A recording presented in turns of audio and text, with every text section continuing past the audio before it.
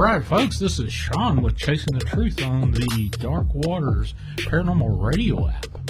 Also over on my own channel, on Chasing the Truth, Sean G over on YouTube. Hey folks, how you guys doing?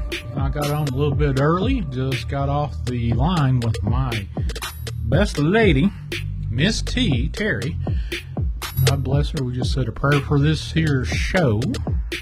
And we're getting ready to get this rascal going. Hope everybody's doing alright tonight. And fine as frog hair split 4 ways, as my late dad used to say. So stay tuned, I'll be right back.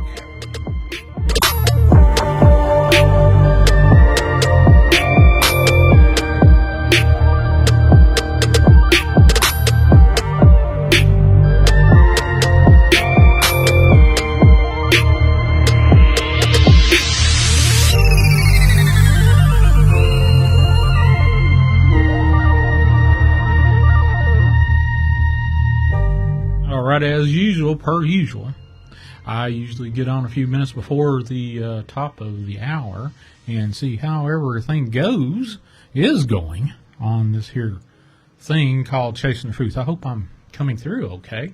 Looks like my audio is coming through, and it's going through the output, and it looks like everything is doing okay from my point of view. How can you guys hear me?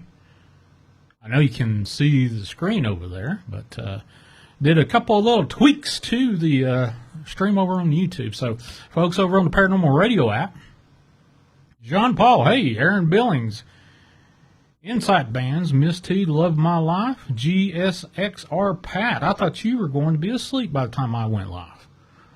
Or that's what you said earlier. Jinxie Boo. Wow. Fantastic. Greetings, Razor Wolf, buddy. I appreciate you.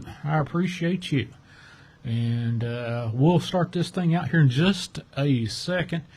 And Miss T and I have been working on some, station keeping stuff. Kind of, laying out the lay of the land, so to speak, in the background. Come up with some stuff. Come up with some tweaks. The whole gambit. And, yeah, I hope you like the new look over there on the YouTube channel. We've been doing a couple things here and there with everything. Let's see. Well, I don't know why in the world this subtitles and whatnot's not working. Is the subtitle? Oh, there we go. English.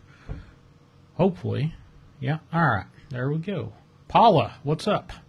Maggie Brooks. JD, what's up? Please like, share, and subscribe. Like this, hit those thumbs any way you want. Share this out to your neighbor, your dog's neighbor, your cat, the parakeet from the next door neighbor that keeps you up in the middle of the night, your cousin's neighbor. Send emails out. So tell them everybody Sean G, Chasing the Truth, is on the air. Across the Paranormal Radio app and, let's see, YouTube there. Razor Wolf, I appreciate all the help that you have sent me via PayPal. Appreciate all that. That is wonderful. I hope you're doing great, brother.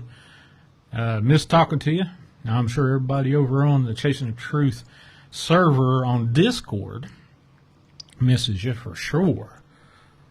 But, folks, if you want to be on the Discord over there on Chasing the Truth, let's get this thing going here.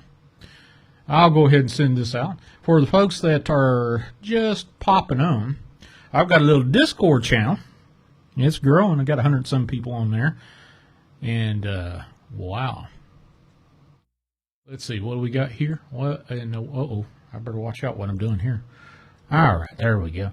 There's a link I just dropped in the Discord per invite. If you want to go over to the Discord channel and see what's going on over there, you never know what's going on over there. But tonight is Unscreened Open Lines, and here we go. We're going to start this rascal out just right.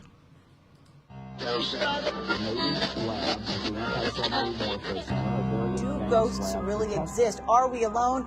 Is there life after death?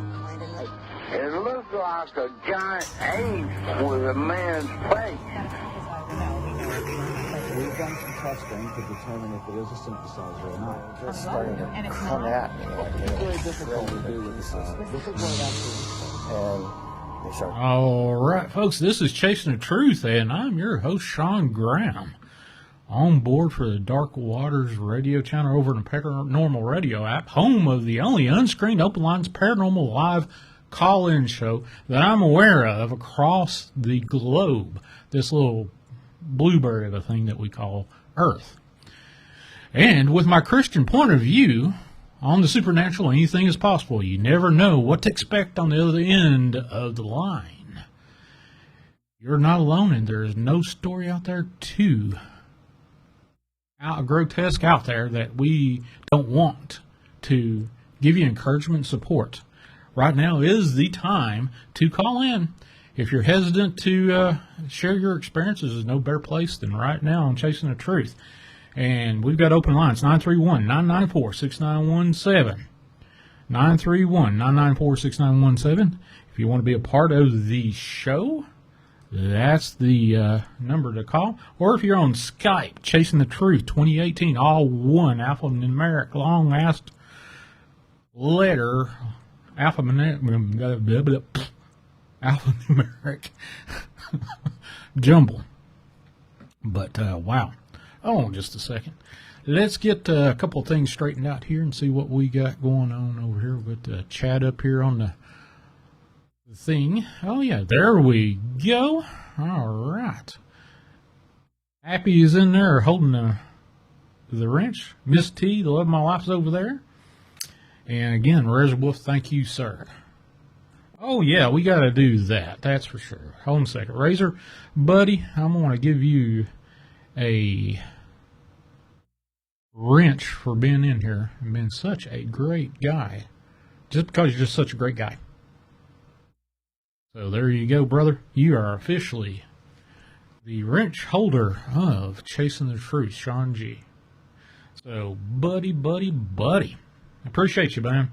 Thank you for all those cents that you sent over me via PayPal. And if you want, just to get things out of the way. Well, first off, hold up, just a second. And got a request for a prayer for one of our longtime listeners on both the Chasing the Truth over on Dark Waters and over here. He's been in and out all the time. Whenever I go live, I see his name pop up. Stimulate. Needs some prayers for his mother, Janice. She just got out of ICU and is in a step-down unit now, but can't be off a BiPAP for more than a few seconds without desaturations. And said that vent would be the last resort, but she does not want it. She's at least eating much better now. So, folks, if you want to pray for her, I'll pray for her at the end of the show. I gave her and him a prayer. Please, for Stimulate and Janice, give them a prayer for blessings, for healing. Just when somebody's in a hospital, it's just not that person in that bed sick. It's all the other people that are around them, that love them, that are in that bed with them, helping them out. They're outside the bed helping, but they are in there with them. So, wow, is all I can tell you. Del P, what's up, brother? Bass Mayhem's in the house over there. Crazy as it is. So, a couple of things. Let's go over here. And let's flip over here to this window and take this out and open up this one. Give me just a second. I'm trying to learn the new layout and stuff. But let's jump over to Chile. Chile apparently had a few earthquakes today. And our resident wrench holder, Happy, actually lives in Chile. 5.6 earthquake hit 2:35 Greenwich Mean Time. And he said he felt it. He said, unfortunately, it's like a foot rubbed to him because he has so many earthquakes over there. So, oh, wow, that's all I can tell you. I just don't understand that. One-man band. What's going on? Now, have you felt an earthquake lately? I know the folks over on the left coast and a few in the middle of the United States have, wound up feeling a few things. There was a couple that hit right around my area in the Appalachian Mountains, or however you want to pronounce it. But wow. But yeah, definitely for those folks that are of the prayerful type, send some prayers up to stimulate his mother, Janice. She's in the step-down unit. So, holy cow. Now, a couple of things. Since this is a paranormal, cryptid kind of show, I saw today this. This is over in cryptozoologyunexplainedmysteries.com. Muscular Bigfoot caught on camera in Idaho. Dated Wednesday, September 1st, 2021. Hey, that's today. This is right on our alley. Looks like NVTV has caught this thing, whatever the hell that is. Or the image is YouTube/NVTV. I'm not going to play it because I didn't ask for permission, but it's out there on the website. So if you want to go and look this up, YouTube NVTV, and see what the hell that thing is right there. It looks pretty muscular. Now, one of the things that Miss T and I, we like to watch is a guy named Thinker Thunker, and he gives some very in-depth, I guess, breaks down videos and photographs and say, hey, is this a actual person that's inside of a costume, or is this not proportionate to a human? I think it's a human in a costume because it's standing up too straight, and the arms don't look that long to me. But that being said, oh shit, I said that thing. That I think that's some dude in a costume. Oh, okay. Happy Hour says, wait for it, but I'm looking for videos with orbs near the area of earthquakes. Oh, wow. Yeah, there are plenty of them. Hey, Lisa Ray, looky there. What's going on? Christina, what's up? Buffalo Blake, Knox Vegas. Knox Vegas? Knoxville or Vegas up in Midwest there? Knoxville. Knoxville, Tennessee. That's a happening place. So, but everybody, give a warm welcome back to Razor Wolf. He's finally decided to make his debut appearance for 2021. Glad to see him back. But yeah, let's go on down through here. We've seen a fair number of videos over the years purporting to show evidence of Bigfoot, a large ape-like humanoid creature that is arguably the world's most ubiquitous cryptid. The champion, social distance champion of all time is Bigfoot. Ever since the infamous Patterson Gremlin footage, however, it has been difficult to know whether a lot of these recordings and sightings of genuine animal of someone mucking about in a costume. Well, you got to think, if they're in the middle of nowhere, who the hell would drag along a big bulky costume and traipse around in woods that are hunted? Why the hell would you even want to be shot at? You got to put that in perspective too. But yeah, I think that right there is just looking at the how the proportion of the arms and stuff are. I think I haven't seen it in motion, but just that picture looks like it's just a male, or not a male, some dude or some human in a costume, big bulky thing, maybe a really thick, muscular guy in a costume, because really, Bigfoot has really long arms and they are bent over as they're walking. Yeah, appreciate you being back, brother. But like I said, I actually, before I got on, let's see, well, got a couple of notes here.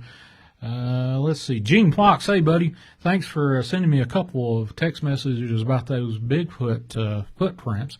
And I did, like I said on previous shows, Sent him over to Vault. I let him know that he had him on a phone call I had with him. And he hasn't got back to me about it. So, Admin Thoria, what's going on? Wes Garmer had a good show a couple weeks ago. Pastor in Texas recorded Bigfoot running across his property. I think it's as good as Blue's Dogman video. Well, I'll have to go look that up. But let's see, what else we got here? Oh, here we go. This is for all you Canucks out there. Dated July 31st, Saturday. NAV Canada. NAV Canada is sitting on 25 years of UFO evidence from pilots and military. This is over on the UFOchronicles.com. And let's see, you got air traffic control towers to radar installations. NAV Canada directs thousands of flights per day. That makes the company the first line of contact with professional pilots spot UFOs in Canadian airspace. Like on the morning of October 21st, 2005, with NAV Canada, staff received reports of 4 aircraft flight crews with shiny silver objects over Toronto. Toronto? Oh, hell, you need to go, there's plenty other stuff out there. But this just lends credit to, if you're looking for the paranormal, you're looking for something out of the ordinary, just look up above you. But Canada is a resource of repository of all kinds of things that are head scratchers for sure. Let's see, what else we got here? We've got man says he filmed Bigfoot sighting, biggest sighting ever of Loch Ness Monster. This is dated August 20th, 2021, from Brobible, Brbible, I hope I didn't butcher that. I probably did. Loch Ness Monster. And let's see. Don't know. No, I don't have permission, but from these particular YouTubers, so I'm not going to sit there and tell you about it. I'll just tell you about it. And it says, let's see, January of this year, Henry Bauer, a former professor at Virginia Polytechnic Institute and State University, claimed he have solved the monster mystery. I don't know what that is, but that's about it. But you can go over to brobible.com and look this up. The article is, man claims to have filmed the biggest sighting ever of the Loch Ness Monster. I'd like to see that. And you got Nessie, then you got Champ up there in Canada. All those crazy cryptids.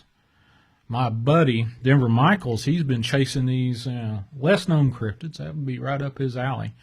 But, wow, that's all I can tell you. And that, the biggest sighting ever confirmed. Let's see. Let's go over here to the Sun via this link from the Bro Bible, scottishsun.co.uk. Hopefully this will pop up. It won't play because I just don't want a copyright. Well, yeah, it's going to be a video. All right, we got a one-man band calling in here. Hey, buddy, hold on just a second. Let me get this thing situated where I can turn you on. All right. The way I've got this new setup on my computer that, instead of having it blare every time it calls, I've got it kind of switched off to where the audio doesn't happen until I hit the input switch. So, welcome aboard there, buddy. What's going on? Nothing, man. What's going on with you? Just sitting here trying to start out a brand new Chasing the Truth show. Looks like it's doing pretty good so far. Yeah, that's good. Yeah. So, did you see, there's this, Miss T and I were sitting there talking earlier, right before I got on the show, and I said, there's a little something in there for one-man band on that show poster for tonight's show. And let me check. Hold on a second. Let me check that out. Let me see what's going on here. Yeah, you got to look in the bottom right corner. A wolf is looking at something. What's it looking at? I can't see nothing. You can't see nothing? It's a little person, little people, cryptid. Oh, come on now, man. Come on now. Yeah. Hey. Miss T worked on that, so. Hey, well, shout out to Miss T for thinking about me, I guess, and trying to give me some spookies in the night, I guess. So what's going on in your end of the United States? Oh man, nothing. I just call. I guess I called in early in the night. I usually try to call in later, but I guess really, this is, you might find this interesting. I guess really what it comes down to. Mm-hmm. So back years ago, they would say before the Trail of Tears, before everything. I've told this story before, but this might interest you a little bit, especially you people out here that like aliens and UFOs and stuff like that. And by the way, this is one man band. Sorry, everybody out there. But so back in the early days, before the Trail of Tears, and even after the Trail of Tears, there were people that came down from the sky. And when they came down from the sky, they came down on, canoes. That's a well-known thing. Well, that happened anyways, with every culture. They always called them canoes because obviously you don't know, hey, this is a spaceship, or whatever. Mm-hmm. And in my tribal town, my Creek tribal town, from Muskogee, we have this story that was passed down and down and down, and it revolves around some silver plates. Yep. So the silver plates were given to different people in the tribes, and they were passed down to family members, and we called them star people. And so how it goes is that some of the star people didn't want to leave. They loved it here, especially in Alabama in certain temperatures, and then here in Oklahoma in certain temperatures. They loved it here, and they never left. And I'm not going to out anybody, but I know of, and I've heard of, there's people here in this world, here where we're at, they have infused DNA with these star people. My grandpa told me this story probably about 10 years ago, and I didn't understand it at the time, but he said that there's people in our community that don't know it, obviously, because but they have infused DNA with these star people because the star people didn't want to leave. They loved it here. Now, certain star people is how the story goes. And each member of that family, those families, they're out here today. Mm-hmm. I was actually told of one name. I found it pretty interesting. I was like, well, that makes a lot of sense in terms of the tribes and government and stuff like that. But I thought it was pretty interesting. I was like, man, that's, when you talk about those plates, they said those plates are still here. But, people have died off. They've hidden them. You just can't find them. But I found that pretty interesting, that it does relate back to people that are walking around nowadays. Did you ever hear of a guy by the name of Stan Romanak? That Romanak name sounds very familiar. Maybe I might have, came across him every now and then. Okay, he had, let's see, what was that? Let's see, Extraordinary, the Stan Romanak story, where he actually documented and supposedly put out some really crisp, clear footage of gray aliens looking through his windows and his French doors, and then there was a big thing to do where he got discredited and threw in jail for some unsavory, unkind photographs wound up on his computer. Miss T and I both kind of say, well, how could you get rid of somebody, discredit them real quick? Well, obviously, anybody with of the ABC community in the can remote into anybody's electronic device. It don't matter what it is. As long as it's hooked up to the internet, they can chop and pop anything on your computer. So I'm wondering, well, did they go in and do that and discredit this guy? Yeah, possibility. Man, that's one thing. It's so, yeah, it's so crazy. You know, I deal with people on a regular basis with my job. It's just like, I talk to people and I'm like, how do you think that like the government is just going to, you know, bypass the things that people say? No, they're keeping tallies. Like, and it's not through just regular people. It's not like human beings. It's like AI. Right. It's not even a real person. And I get so, I don't say anything, you know. I mean, the job that I have, you know, it's just kind of agree to disagree, you know. Hey, all right, well, you know, enjoy your day and have a good, you know. But I just get I get kind of weirded out when it comes to when people just kind of just let that type of situation just happen, and they're like, oh, it's okay, you know. They're there for me. But then you look back at all these different governments. I mean, you can go. I mean, history is you know, is what it is. You know, you can definitely tell by.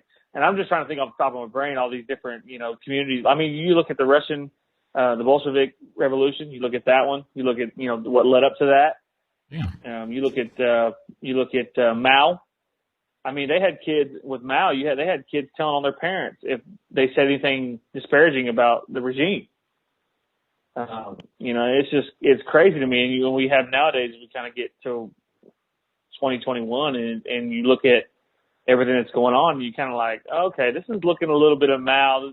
This is looking a little bit of Hitler to me, you know, type of Nazi Germany. And this is one thing too. I'm going to say this, and I'm probably going to bounce after this, to be honest with you. Yeah. But people need to understand, when I see people calling right-winged people Nazis and fascists, the Nazis were a leftist, socialist type organization. They were on the left side. I want to even say that they were, what were they called? Democratic socialists it really is what that whole phrase means. So when I see people say that, I'm just like, well, that's crazy. But I guess getting back to the paranormal side, it's interesting to me. Or I guess really conspiracy, paranormal are kind of the same thing nowadays. But it's interesting to me to see everything that's you know, has been going on with our overlords, I guess you could say.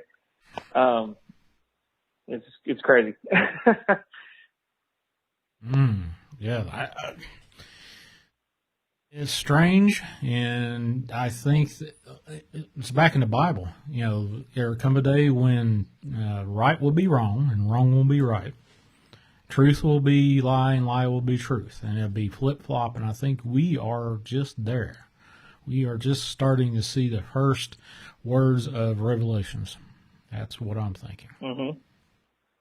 Yeah, when I've heard DW say some things and tell some stories, and I'm like, it comes to the point where I'm like, man, this might be the end. I mean, you know, I feel like every generation, maybe not every generation, but every 50 years, someone's like, oh, this is the end. You know, this is the end. We're starting to do this, and this is happening. But to me, I mean, not being, I guess, fear mongering, as I hate that. It might be. It really might be. Looking at history. Yeah, it could be. It could be. You just, you know, you've got to sit down and think about it and pray about it and say, hey, is this the end days that everybody's been talking about? You know, when I was a kid, they talked about end days in church left and right. And you kind of get well, you know, I'm too young to even worry about that. But now I'm kind of looking at it and like, oh, they might have been on something there. You know, a little bit of something. You know, you got the New World Order, which, you know, multiple world leaders have said New World Order come right out of their mouths. So you're kind of wondering, oh, okay, what's going on with that? You know, and it becomes a simple Google search. That's all. I mean, DuckDuckGo or whatever you use. It's simple. All you have to do is look up Obama, George Bush, Herbert Walker. They're all related. They're all like seventh cousins. I was actually surprised by that when I I don't know if you guys, people that are listening, I would definitely look up Amy WTF. She's really good at breaking down different bloodlines and stuff like that. Trump was kind of I guess you say orange man. I don't want to get you rocked or nothing, but orange man, he's not so clean himself. When it comes to the bloodlines and the connections to the different things. This is Trump. Orange man. Sorry, Orange man. I think it's his uncle was in the FBI, and he allegedly took Nikola Tesla's stuff, and that's a conspiracy with that Baron Trump book, that's out. But I guess, Sean, I'm going to ask you this question. I was thinking about this a couple of days ago. What do you think about John Titor, man? Titor. Oh, you heard of that? Yeah, I remember. That was the guy from old Art Bell days, back when he was running a chat. It was a chat blog where he popped up. And apparently was from 2050 something or another, and come back to get this specific computer. I actually was thinking about that just maybe a week ago. Do I think it's possible? Yeah, that's sure. what I was thinking about it. Yeah. So, yeah, I think John Titor, or whatever you want to call it, I think that there's a possibility. Is there divergent timelines? I'd have to get into really thick weeds to tell you why I think we're on a split alternate universe, or I am, versus everybody else. But, since 2012, how many times have you heard anything about the Mandela effect? Man, you know what's crazy is you start looking at different movies from like the 90s, and I mean this is just in the terms of pop culture. You look at different movies and you quote them wrong. I've quoted so many movies that I thought I was quoting them right for years, and they were wrong. And that's just on a basic level. But I mean, the Mandela effect I guess that whole thing started with they thought for years people thought Nelson Mandela was dead, right? Right. Is that kind of how that started? Pretty much, that's where it came from, and then you have all these other little things like Berenstain Bears, all the sugar corn pop folks. Let's see, did Mickey Mouse always have a tail, or did it go away? All kinds of little things. The Sinbad movie about him being a genie. Yeah, actually I do remember that Bass Mayhem. Just mention it. Yeah, I do remember that. I actually remember that. There was another. Here's my own Mandela effect. After my near-death experience, I got released 3 months later. After trying to recover from double amputee of my left leg, and my dad passed away the day I was released. Well, actually, that's what forced their hand to release me early. And there were. A lot of things happened, and about a month later, we finally had to bury him because there was a big ice storm that hit, and the ground froze, and we couldn't really get him in the ground, so he was temporarily kept in the mausoleum. And when we finally buried him, and this is a family graveyard plot, that my brother's buried there, my uncle's buried there, my grandfather, my grandmother, all of them are buried there, but where he was buried that day was not where I remember my uncle being buried. But he's right next to him. I have been to that spot since, but it's not the same spot. It literally is not. And there was a couple other things. I talked to some family. The house I live in now has been in my family for well over a few decades. And there was a gooseberry bushes, not just one, that we used to play croquet around when we were kids.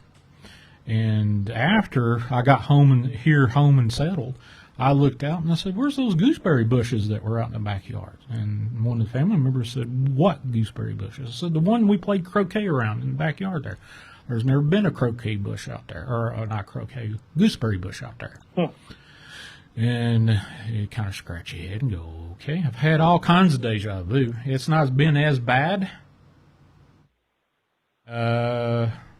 it has definitely not been as bad since the last few months. But I've had all kinds of deja vu. Like I've seen this before, and quite honestly, time has just went nuts with me. It's always on fast forward mode. I never have. I wish this day would go by faster or anything like that. It's just as soon as I wake up, it's time to go to bed. Back and forth. A year passes by like a blink of an eye to me now.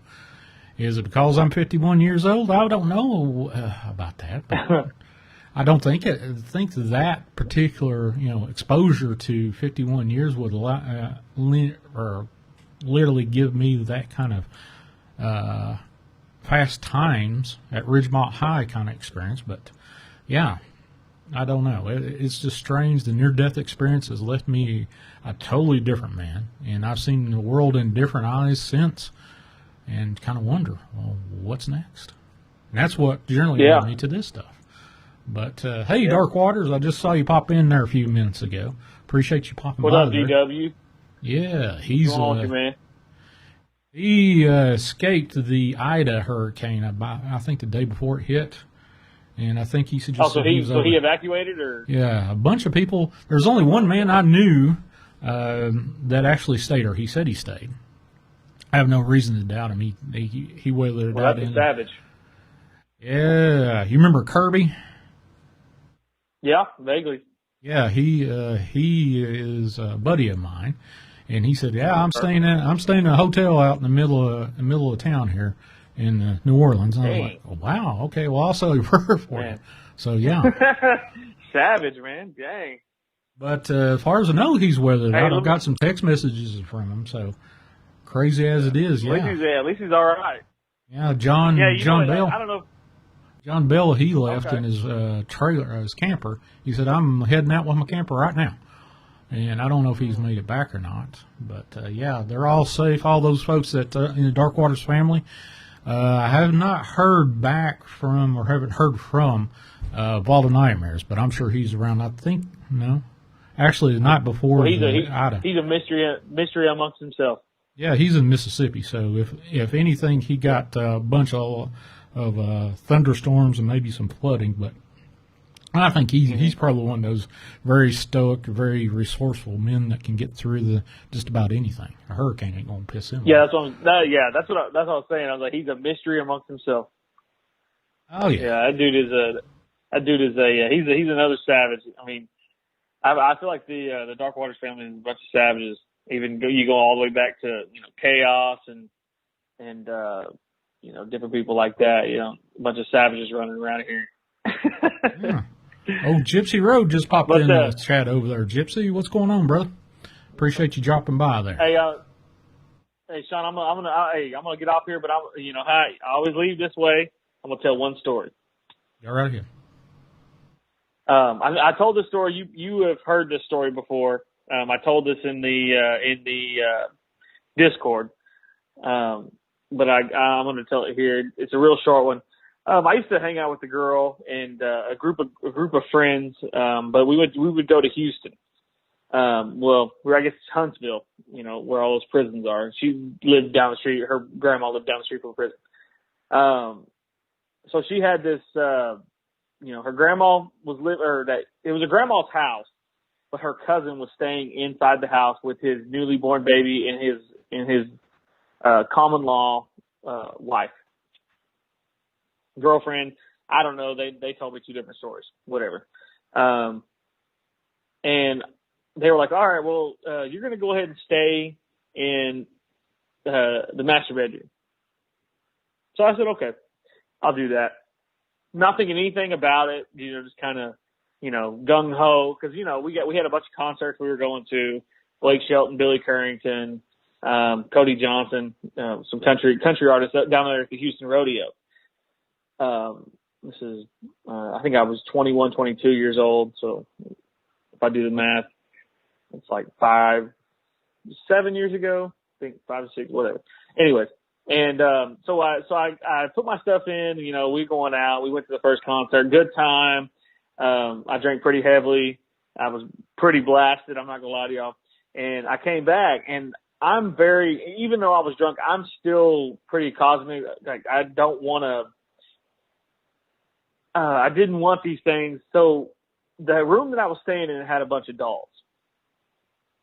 And what I would do at the first night is I turned those dolls around. And I made sure every doll was turned to the wall, and then I'd go to bed. So I ended up going to bed. It was completely pitch black because I can't sleep with any light on. So I went to bed, woke up the next morning, and I looked over, and those dolls were turned back around facing me.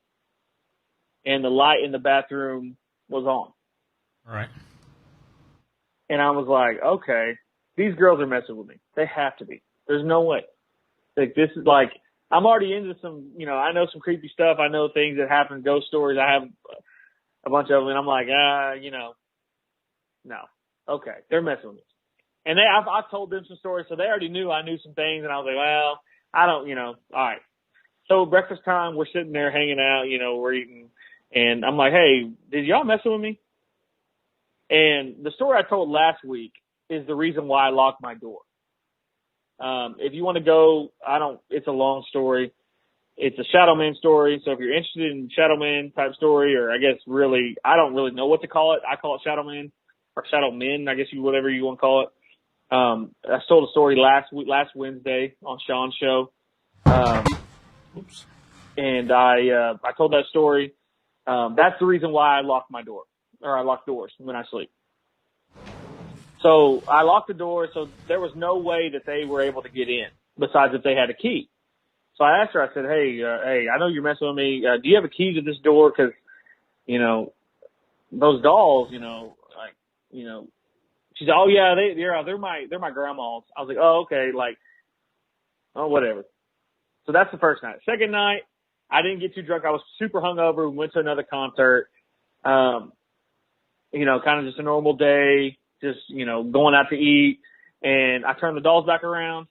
I mean, I was completely sober. Turned the dolls back around, and it was completely dark. Woke up the next morning, and the dolls were turned back around with the bathroom light back on. And so I'm like, and by the way, the door was locked as well. That goes into the room. And I said, okay, this is weird. Talked to those girls again, because I was with two girls. And I just was like, hey, I know y'all messing with me. Like, chill out. Like, I hate dolls. Like, I think of Annabelle every time I think of these dolls. Mm-hmm. I don't even think Annabelle's even out. But, like, dolls with, like, eyes that, like, can move are, like, to me, super creepy. So the third night, I'm like, okay. So the third day, super drunk. You know, I don't think it was Blake Shelton that day. I can't remember. Billy Currington, one of those two. Got super drunk. Like, did the same thing, you know, pitch black, locked the door, everything. Woke back up, and the dolls were turned back around. I was like forward facing me with the light on again. And I'm like, okay, this is all right. You know, I'm over this. So I continued to stay in the room. The similar things happened. I stopped turning the dolls around, you know, things like that. And like the fourth or fifth night, I think it was the fifth night actually, or the fourth, like we were leaving. And I asked her, I said, hey, is there anything going on in the room or anything? Cause like, I keep turning these dolls around, and me being me, I just don't really want to cause any conflict. There was a lot of drama going on that week because there was a lot of drunk girls. Like, we had people come over like that people knew, and it was a mess that week. I'm just going to be honest with you. So I really didn't want to ruffle any feathers. There was already some tension between some people that were on the trip. And I asked her, I said, I just, you know, after kind of we were leaving, packing up, and I said, hey, you know, there was some, you know, weird stuff. Like, I turned the dolls facing away from me, and they turned back. And she was like, oh, yeah. I forgot to tell you this, but I just want to let you know that my grandpa died in the bed that you were sleeping in. Oh, man. And I was like, oh, I couldn't even believe it.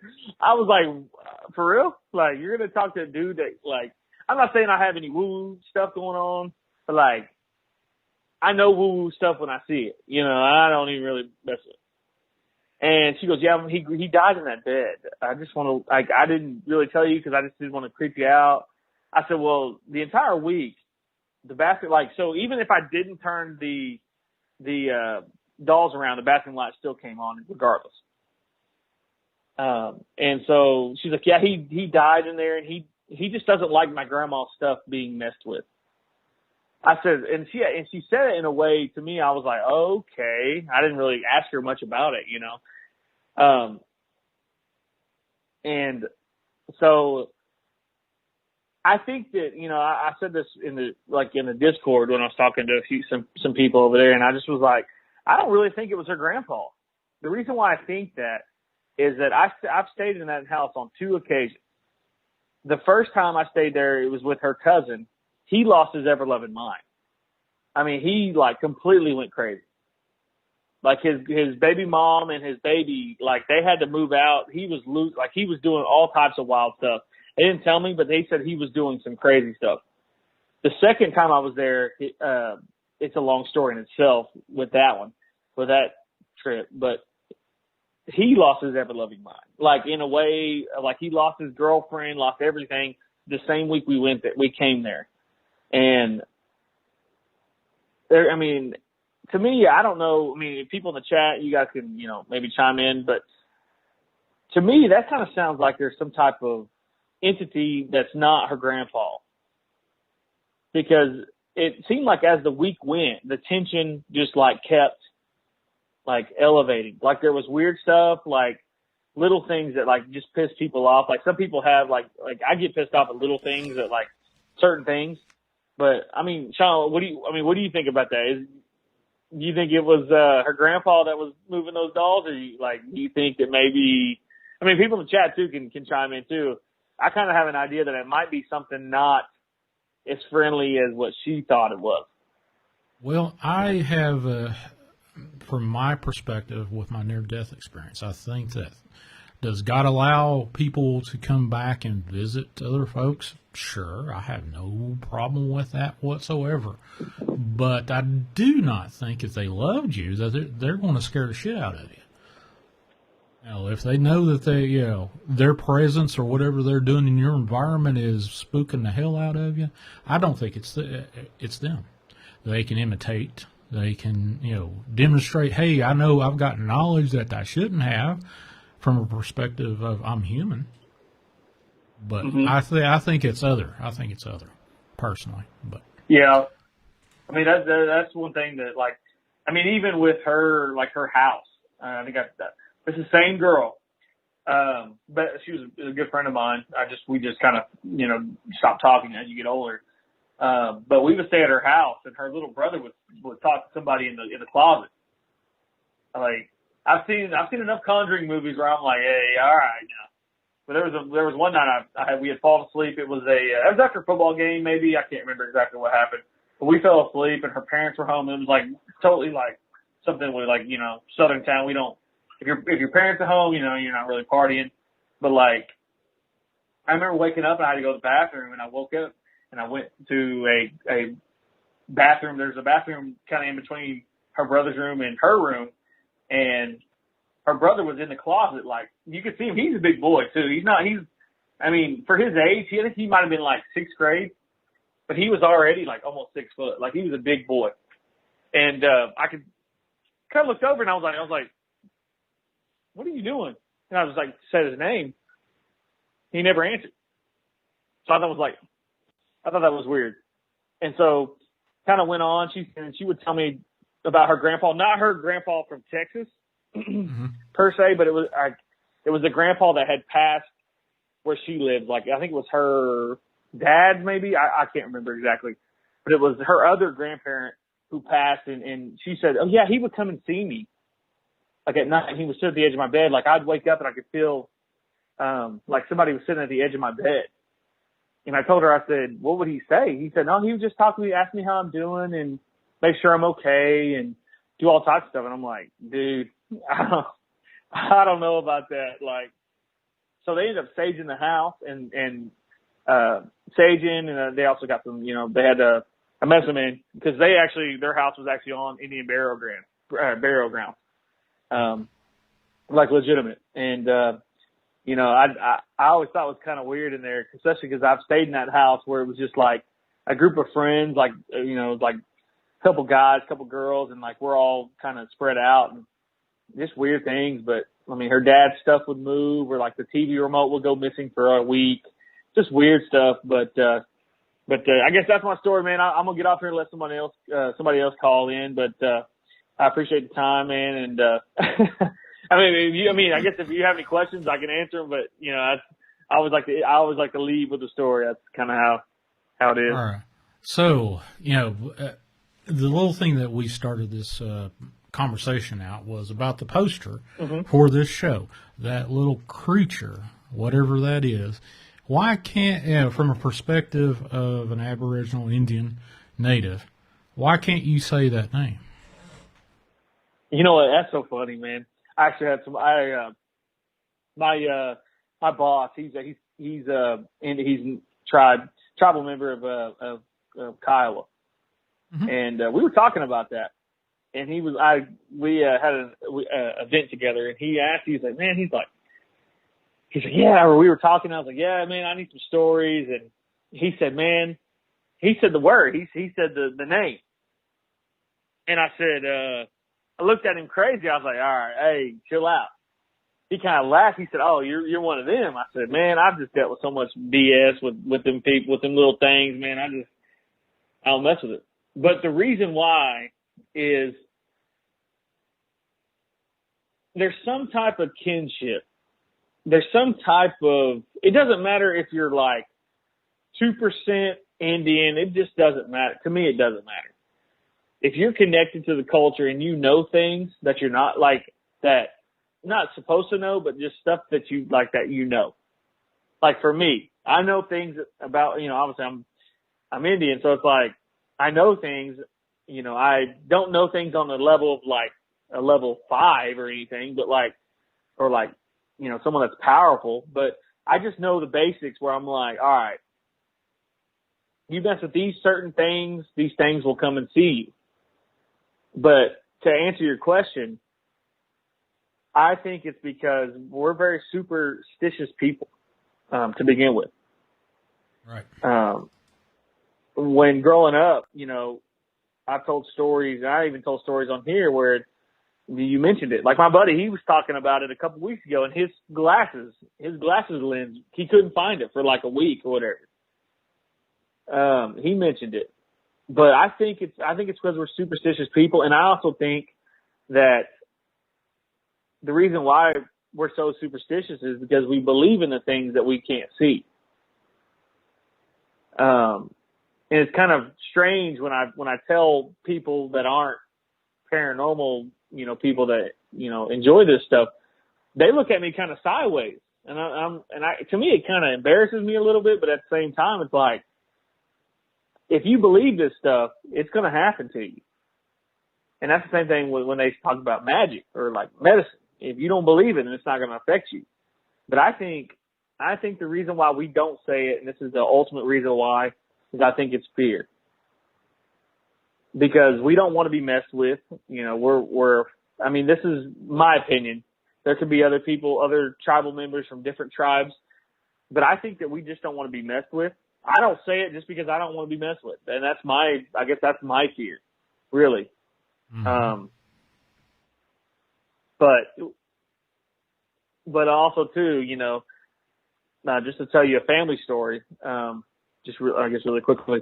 I have a family member, ancestor, who was one of the first, most powerful. He was in record of our tribal town, the most powerful medicine man that's been in, you know, in existence in our tribal town.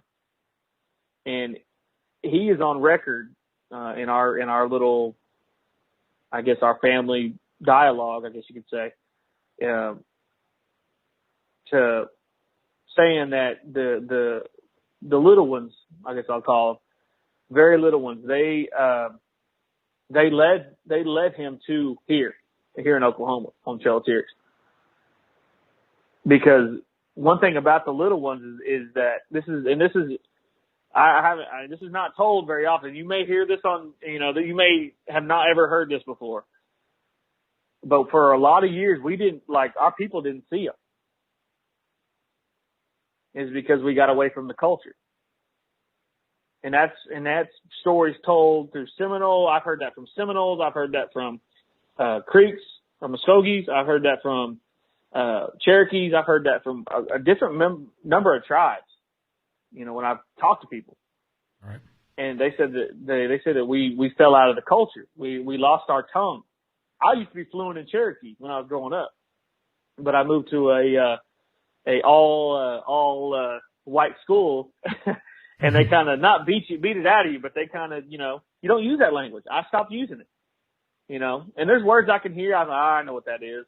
You know, I hear things, and I'm like, okay, I understand what that is, or I know what that is. But me and my brother, we used to be fluent in Cherokee, and I think that's why a lot of the stuff when we was growing up, we saw things because they showed themselves to us because I think we could understand them. But they're a mixture between mischief and they trust and being trustworthy and guiding. But I'm not. And that's one thing he said. He was Kyle, my boss. He's like, I don't really say it either. I said this one time because I wanted to make sure we knew we was on the same page. He said there's certain times you just can't say that, you know, especially at night, because you know I mean it's nighttime here, it's nighttime over there in the East Coast. But he said, he's like, I have elders that say that, you know, they're not scared of it, but they just kind of weary because, you know, they don't want nothing to go wrong, or they don't want their car not to start to go to work, or you know, things like that. So that's one of the reasons why it's one of the many reasons. Like I said, you can talk to different two people about that. But it's funny that you bring that question up. Well, you're not the first Aboriginal I spoke with, and I'm used to how Aboriginals tell their story. So maybe that's probably one of the reasons I've got so much patience, because they start the story out and they tell you the meat and potatoes of it before they get to the point where, hey, I want you to jump to that point. You know, but the meat and potatoes is just as valuable as anything else in the story. Yeah. Yeah, that's the thing I had to learn when I was growing up, man. It was bad. Because, I mean, you know, my mom, both of my parents are tribal members. And the way my mom tells stories is similar to how we tell stories. And my dad, he's a guy, he's all right, cut to the point. But I'm like, Dad, you don't understand. If I tell you this, you're not going to understand this. My dad's full blood. Like I think he got so much of it from my grandpa. My grandpa is a true storyteller. He's like me. I'm a younger version of him, I would say. He has gathered so many stories from all these different types of tribes. And that's a lot of the stories that I have, is I've talked to the people that he's talked to. You know, we have a storytelling every year. And, you know, to me, it kind of saddens me a little bit because, you know, every year we do these, you know, little tribal town storytellings. It's like you don't see somebody that you saw last year because they died or they passed, you know. And to tell a story that I mentioned a couple years ago, or not a couple years ago, maybe weeks ago or maybe last week, but a guy that passed here recently, he on his deathbed, you know, he had told me this story when I was 10 years old, but he wanted to tell me again so I wouldn't forget. He told me, he said, he's like, yeah, when I was a little boy, I was probably about the age that I told you, because it just brought back a memory to him, I guess, when he saw me and my brother, because he was trying to get us over to the school. You know, here in Oklahoma, man, when you're Indian, you know, you get recruited for all types of stuff. I mean, sports, arts, it is what it is, but it's an unspoken recruiting, I guess you could say. But we were going to Cherokee camp where we was learning our language. And he goes, let me tell you this story. And I was 10 years old, and he told me this when he died when I was 23, 24.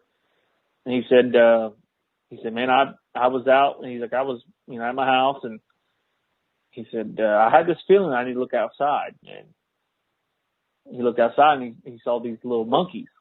Mm-hmm. He said, I'm in the middle of Oklahoma, you know, what the hell's going on?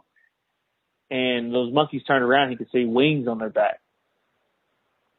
and he had to look away, rub his eyes, and he didn't quite think what was going on. He thought he was like, he's like a young kid, and he's, kind of rubbing his eyes. He said, man, he said, I promise you, he's like, these things weren't like they weren't like the Wizard of Oz, but they were close.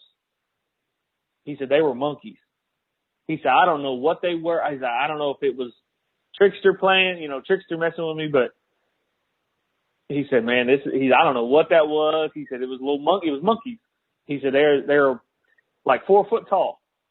All right. He said, long arms, it looked like a chimpanzee with wings on their back. And I asked him, I said, well, did you watch Wizard of Oz? He said, I ain't seen that movie I ain't seen that movie ever. I've maybe watched little clips, but he said, back in the day, we didn't have no VCR or, no DVD or nothing like that. He said, I barely, we just got the news, if we even had a TV. He said, well, sometimes we didn't have a TV, it was broke. But yeah, I guess I better get off here, man. I held you too long, but that's all right, brother. Anytime you want to call in. Anytime you want to call in, you're always welcome. I'll have to, this is one thing too that I need to, one of these days, if I can ever get it out of my, I guess they're calling my source. I got a guy who's a park ranger out west. I've been trying to get it out of him, but I'm not trying to be rude about it, I guess you could say. But he's got some pretty interesting stories. He called them werewolves, but he's got Dogman, Bigfoot. I've never had a chance to actually talk to a ranger of any type. Have I heard stories from them? I've been trying. I actually was actively trying a few years ago when I first started this. There was supposedly a Kentucky forest ranger that was retired not too far from me that knew where Bigfoot was. About the same spot where old DW said there's some dogmen. So, I tried, but obviously I haven't been able to get in touch with the fellow since he's not been on. And I honestly, I don't know. That guy was hard. Yeah, I still do not know if he's still alive or not. He was an older fella and retired from the forestry service, so who knows? Yeah, this guy's in his late 30s, early 40s. I may not be able to get him on the show per se, but I'll have firsthand account from him. I guess it'd be secondhand account for you, or for the audience. But I've been trying to get it out of him. He's a tough cookie, man. He just he's Indian. It's hard to get it out of, especially when you ask direct questions. They don't give you a direct answer, as if I just gave you here earlier. That's kind of how we answer questions, because it's like you got to get the whole scope of what's going on. I'll have to talk to him, see if I can get a story or two. I'll just hit him up. Hey, man, just give me a story or two, and I'll come back and report. All right, brother. I'll catch you later. I got another call right behind you. Yes, sir. All right. Take care, brother. All right. We've got another unscreened caller. You're on the air. What's your name and where you from? What's going on, Sean? Hey, what's going on with you? Not too much. Just doing a little fishing. Oh, so is your mother calling in? Yeah, she's on the other line. Oh, okay. Hey there. Hey, what's going on? Grace. Yeah, sorry that whatever's going on with that email stuff. Yeah, I just can't. I've got my cell phone's just some type of new what is it? One of those where you email. What is it? I can't think of it. But I can't. The little pencil where you try to send stuff out. It doesn't do that. Oh, it's crazy. Okay. Yeah, technology these days. What are you going to do with it? I don't know. I feel like I've been hacked or something. Everything is haywire. Facebook doesn't seem like they want me on there.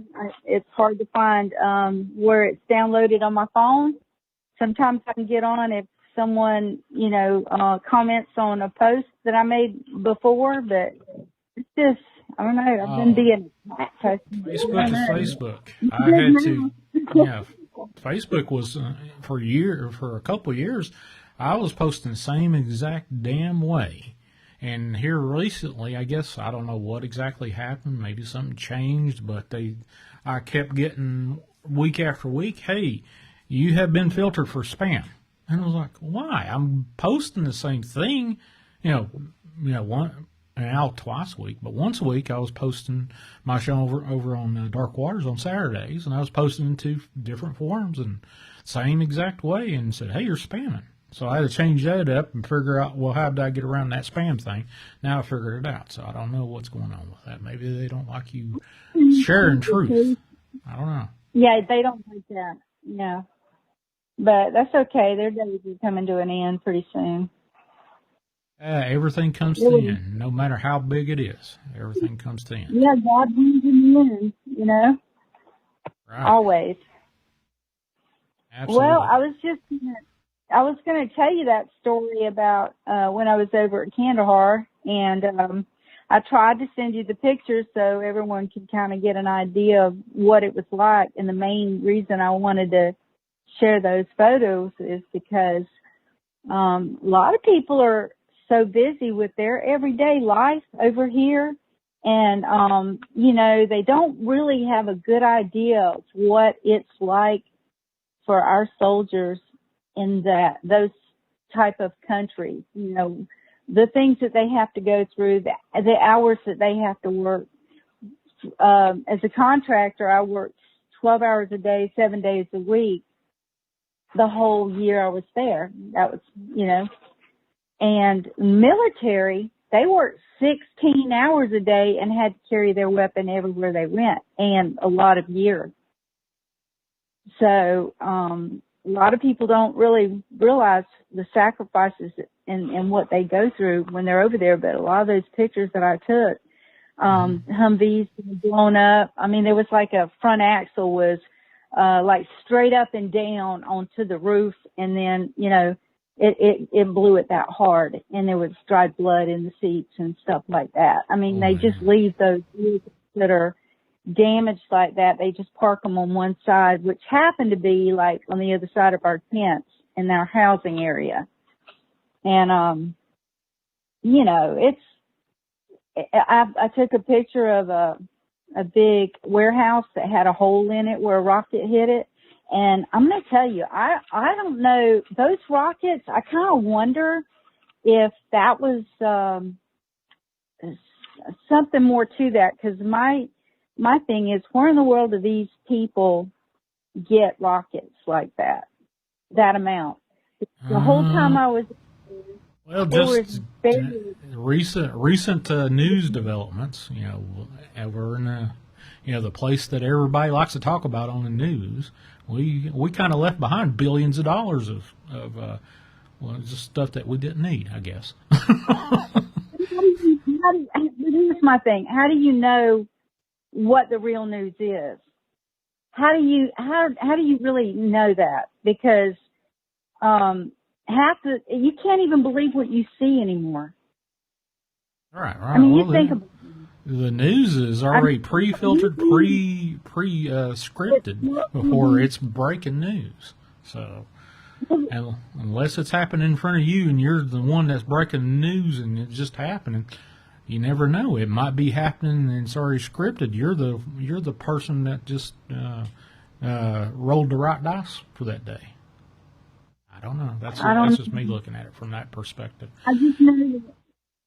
How do I know what they had in those shots they gave me to go over there and the soldiers? You got to be careful with talking about these things.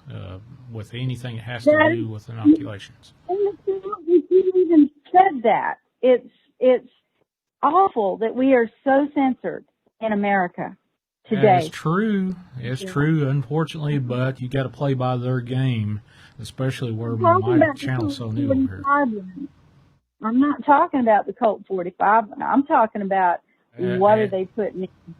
You know what I'm saying? In anything that you are forced to take. Yeah, I agree. I absolutely agree with that. I remember being in the health nurse's office for a hospital I used to work for and argued with her. Do you know what's in this thing? Do you know there is this, and then mercury on top of that? Sean, you either take it or you go down to HR and talk to them about it. That's modern day autism. That's where that comes from. Those kids today, autism is mercury in the socks. Health department. Yep. But What yeah, else can I tell you, David? I'm not a big fan of these things that they're forcing us to take. I'm not a big fan of it. Hadn't been a big fan of it for decades since I learned what's in those things.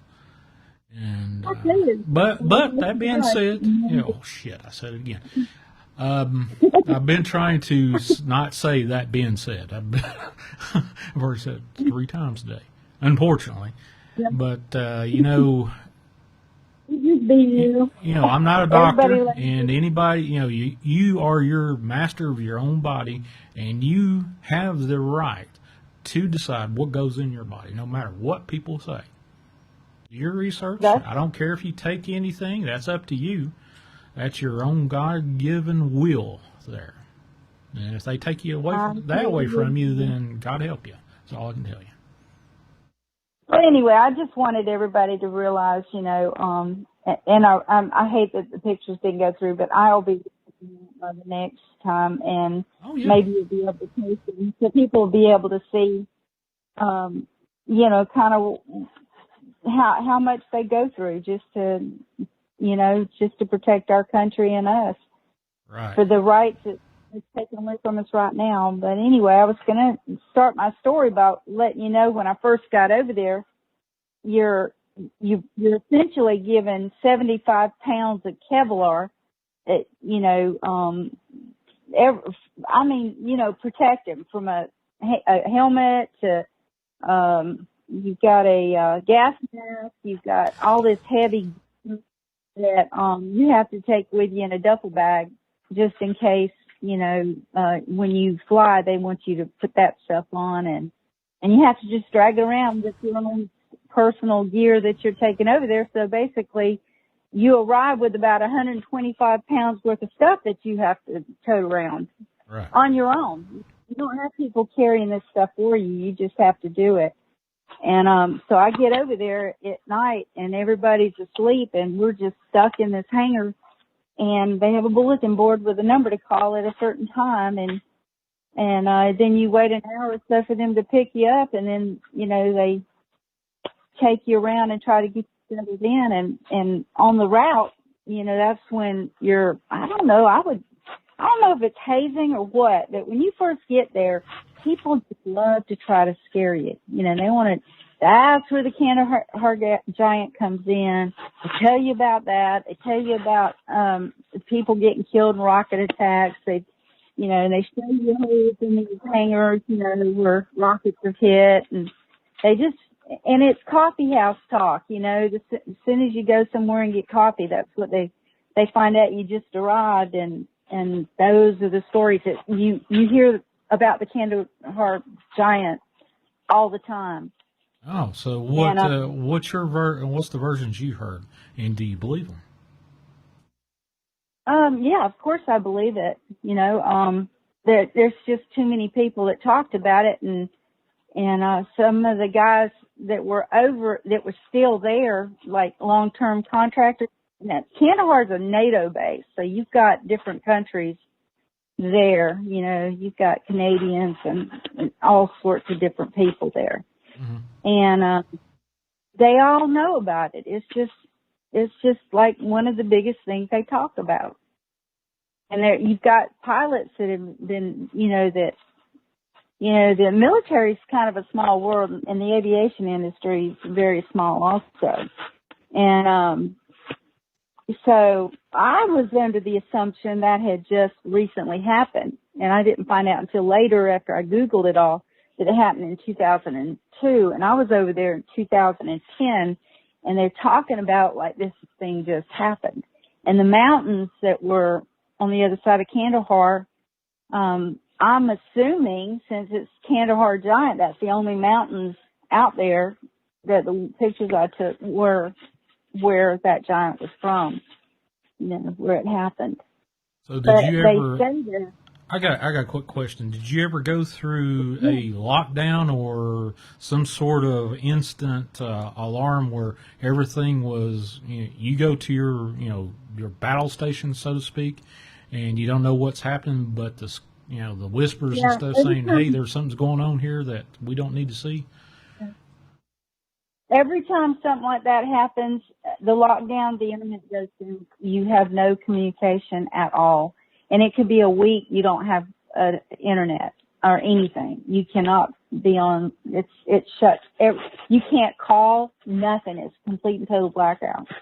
When something like that happens, usually the 3 times that I remember that happening, maybe 3 or 4 times, because the key things that happen, number one, there's a breach, like they cut the fence and, Taliban come in and then it's reported that they're on post and then everybody has to stay put, and then everything's shut down. The buses don't run, nothing. And then the military goes through the base and tries to locate, the Taliban or, whoever breached the fence. But I would like to know if there's any listeners out there that was actually at Kandahar during 2010 through 11, the same time I was there, because they would know all these things that I'm saying, and can verify, while they were there, it happened. Mm-hmm. But the whole time I was there, like 2 major national news incidents happened. One of them was the fact that the local villagers that work on post found a Koran being burnt in the burn tent, and they fished it out, and then they ran and told the villagers, when they got off work, that they had basically, we had burned their Bible. And then we got rocket attacks. Probably about 20 or 30 that day we got hit by rockets. And then there was this soldier that went nuts, and he snuck out at night, and he shot and killed 30 or 40 villagers, women, children, men. Just shot them up. And when he returned, the MPs, when they all found out what happened, they arrested him and incarcerated him there on our post. And then a car bomb, in retaliation, a car bomb blew up just on the outside of the Kandahar airport on the civilian side. And when it hit, I was in the chow hall, and you could literally feel it, the compression, like, go through you, like a huge vibration and I can't even describe it. It was just so loud, and you could just feel this huge vibration, compression type thing go through you. Right. And that was. I've been around. I've been probably about 100 yards from a stun grenade being thrown, and a couple of houses between me and it, and I could still feel it in my chest. So I would. Oh yeah. Yeah, I wouldn't. I have no clue how bad that would feel. It was pretty rough. It was like the tables were shaking, and you could feel the tables shake, and things were falling in the kitchen. You could. It was, and all the soldiers, they dive under the table. Contractors usually, they don't tell us to do that, but. Mm-hmm. A lot of us, we just never did. We just sat and finished eating, and the soldiers would be under the table. I guess that was their order. They're supposed to do that, but we don't. But there was a lot of bad things that happened over there when I was there, and I'm gonna wind it up by just saying the last week I was there, I was driving along the perimeter fence, and I was by myself. It was at night, and now on this fence, the light shines on the fence and on our side, which really is kind of stupid to me because the enemy, it's all black out there. They literally could be standing 20 feet from that fence, chain link fence, and could shoot you, just pick you off. So as I was driving along, I thought I saw 3 black dogs like running across the road, you know, like on all fours, right? Mm-hmm. And it was, well, when I figured out it wasn't dogs, by the time I drove up, this guy's arm went out, this robe arm, and pulled the fence apart and dove through the fence. And then the other 2 proceeded to follow. Now, they had these robes, but most of them people over there, when they're going to run or do something, crawl or something like that, they take that robe and they pull it up between their legs. And I guess they call it girding up or something like that. But I was going to mash the gas pedal because I knew they were the enemy, and I was going to run over them. I was just going to hit them. It was the first thing that I thought of to do, you know, because I was scared. And then something in my mind, it was like, gave me this instant fear or made me stop and gave me that thought that there could be somebody on the other side with an M16 and was going to shoot me if I did something like that. So I just kind of slowed down and let them get through the fence. And then I punched it and I went and waved somebody down and asked them if they had a cell phone and told them there was a breach in the fence and they probably don't want to go that way and they need to call the MPs, and they did. So I went and told my boss, and then I had to write, the MPs came and I had to do an incident report. But on the way back that morning, because I worked at night, they were mending the fence, and I stopped and I asked them, you know, what happened. And I told them I was the one that reported it. I said, did they do any harm? And, you know, they said 9 batteries went missing out of the motor pool. 9 batteries were going to be an IUD, or what do you call it? Isn't it IUD or something? Yeah, it's IUD. Yeah. So that was when it really got, it was really scary for me. The first week I got there, the first thing I did, you know, for the war to actually become real to me, I had to take a floor out of an HH-60 Black Hawk. And I took the floor out, and there was about an inch of blood in the bottom of that Black Hawk. And those the cracks are so tight that there had to be a lot of bodies, a lot of people wounded to have that much blood sink through those floors. And at that point, that's when it got real to me when I first got there. You know, from then on, it was like, wow, it was a ride, let me tell you. Wow. Well, I just looked up Kalahar Giant, and of course, the first thing pops up is Snopes. You know, that infamously famous.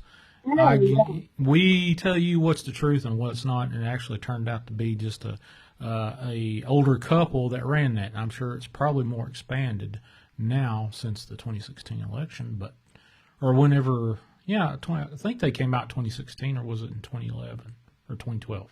I can't remember. But anyway, they say that you said that you was in 2010, 2011. But Snopes says that this report of the Kalahar Giant. Hold on a second. Let me go back there and look that up. I actually looked that up. Give me just a second. I pulled up something else, but it said in Snopes, which I honestly, anything Snopes comes out, I almost believe the opposite of it. But they said that this came out because of L.A. Marzulli in 2016 started talking about it. I was like, wait a minute. Didn't you say you heard these stories back in 2011, 2010? So that's what it says. Yeah. Origin, summer 2016, several personalities and websites dedicated to discussing the supernatural myths. Killed in 2002, an 1,100-pound blade-wielding, 12-foot-tall giant from the Old Testament. And it's absolutely false. They don't say it's false. The thing they rate false, but they don't say why it's false. Other than they just say, hey, this is not true. Okay, well, I got a lady on this radio show saying, hey, This story was live and well in 2010, long before 2016. So tell me that. Riddle me that. But I've heard there's actually more than just one giant. Oh, wow. And Russia finds giant bones all the time, but they keep it, on the down low. They don't want, it's all supposed to be secret. They're trying to change history. They're trying to hide history. Absolutely. They don't want us to actually know what the history is. I think the giants, Nephilim or the jinn are in the Quran. All the giants, all the major, religious, organizations throughout the world talk about these giants. They're giants' bones. Red hair giants. What was that? The cave over in Lovelock Cave system. The Lovelock giants, the red hair giants, and this is a red hair giant right here. We've got stories here in the United States, folks. Just go look it up. 1800s. They've got plenty of stories that you have to go back and do microfiche and look for these things. But there's stories of our government goes in and grabs a hold of these bones and evidence. And apparently, what they told the Aboriginals of all over North America, we threw them in the ocean. But I don't think so. I heard differently from other Aboriginals that they didn't. So, hey Sean, wasn't there a big bomb that they dropped over there? Over where? There's over there around Afghanistan area, and there was rumor, it was some kind of big bomb. I forgot what it was. Oh, it was bigger than it was just a step below a nuclear bomb. That one that literally just raised everything. I was over there. I saw one rocket, and it to me it looked as big as the dang going up to space. One of them big giant. What year was that? 2010. When did they drop that big bomb? I know it left from a point that we could actually see it from Kandahar NATO post or base. I know we saw it. So there was there's a possible underground story about how they used that bomb against certain type of cryptids, possibly. What I heard. It left from where we were at, somewhere off. I don't think it came from the base. It was off away from us, but we could see it very slowly. It wasn't real quick too. It was just big old fireball, and it shot out, and you could just see it traveling and traveling and traveling like a shooting star. It was just crazy, massive. Did you ever hear that, Sean, that it was possibly they shut that because of the giants or something in the cave, and they were trying to shut that down or something? Have you ever heard that? I wouldn't make it. I absolutely disagreed with you or anything like that. Is it possible? Yeah. Do I know? No. But I do know that we're being fed disinformation every day of the week, and without cease. But that missile was hit somewhere else. If I didn't see anything explode in them mountains the whole time I was there at all. There was a big giant blimp over those mountains that stayed there as some sort of surveillance for our base of activity. Badass SOB came up with the right. It's called Moab. Moab. That's it. Yeah, GBU 57, I think, is the conventional bomb name. And F-35 actually drops the thing. So it looks bigger than the United States Air Force jet right next to it, the fighter jet. This bomb, this thing is massive. Wow. That's all I can tell you. Don't want to be around there. I don't even know if air protection would be, if you're in a safe distance, if air protection would help. Probably blow you off your feet. Even if you're at a safe distance. I don't know. But there you go. Moab. That is crazy what we can come up with, and how much of this crap did we get from, the fallen angels? Think about that. But Say all of it. I dare say You were earlier about the Mandela effect, and me and Trace was talking about that the other day too. It just seems like we're not even in the same time zone. Or the same. I mean, you know, when I was growing up, you didn't know about all this stuff, this and the dark side of life. You know, everything was so innocent. It was literally the good old days. And then sometime, like in the 80s or 90s, things just shifted. And it was like they're calling like good, bad, and bad good. You know, it's just morals and everything. It's fast tracked to a terrifying time. I mean, you think about the music and the movies and the things that they have, the corruption that they have. It's just so sad. All right. Yeah, that sucker's big. What? I'm actually looking at, I've got the Moab on here. They actually dropped it in the cave systems outside for ISIS caves. Now, is that the true story, or are they hunting for something, ISIS and the giants? I don't know. Well, would you think they were actively hunting giants when you were there, Grace? I didn't hear any buzz like that at all. I mean, that's just, every time I heard it was usually, it just seemed like they were hazing new people, you know, trying to scare us when we first got there about just all especially the giant. I don't know why that was such a favorite story to tell people. You know, it's not, at the time I heard about it, it was like I didn't, you know, that was the least of my problems over there, you know, worrying about something like that. If it's dead, it's dead, you know, but I was more concerned about, you know, getting gang raped while I was sleeping, you know, because they had us next to, I was sleeping during the day and it was me and 3 other girls in the tent because I worked at night. And then they had a 50-man tent that were Afghans and Indians, but they were all men. And you have this little piece of thin tent, you know, wall, and you can hear people talking really plainly as they're walking by your tent, and all someone has to do is just cut it and then cut your throat or whatever. Well, you slept with your weapon, right? I mean, no, we weren't allowed to have weapons. Military did, but as civilians, you were on your own. It wasn't like that.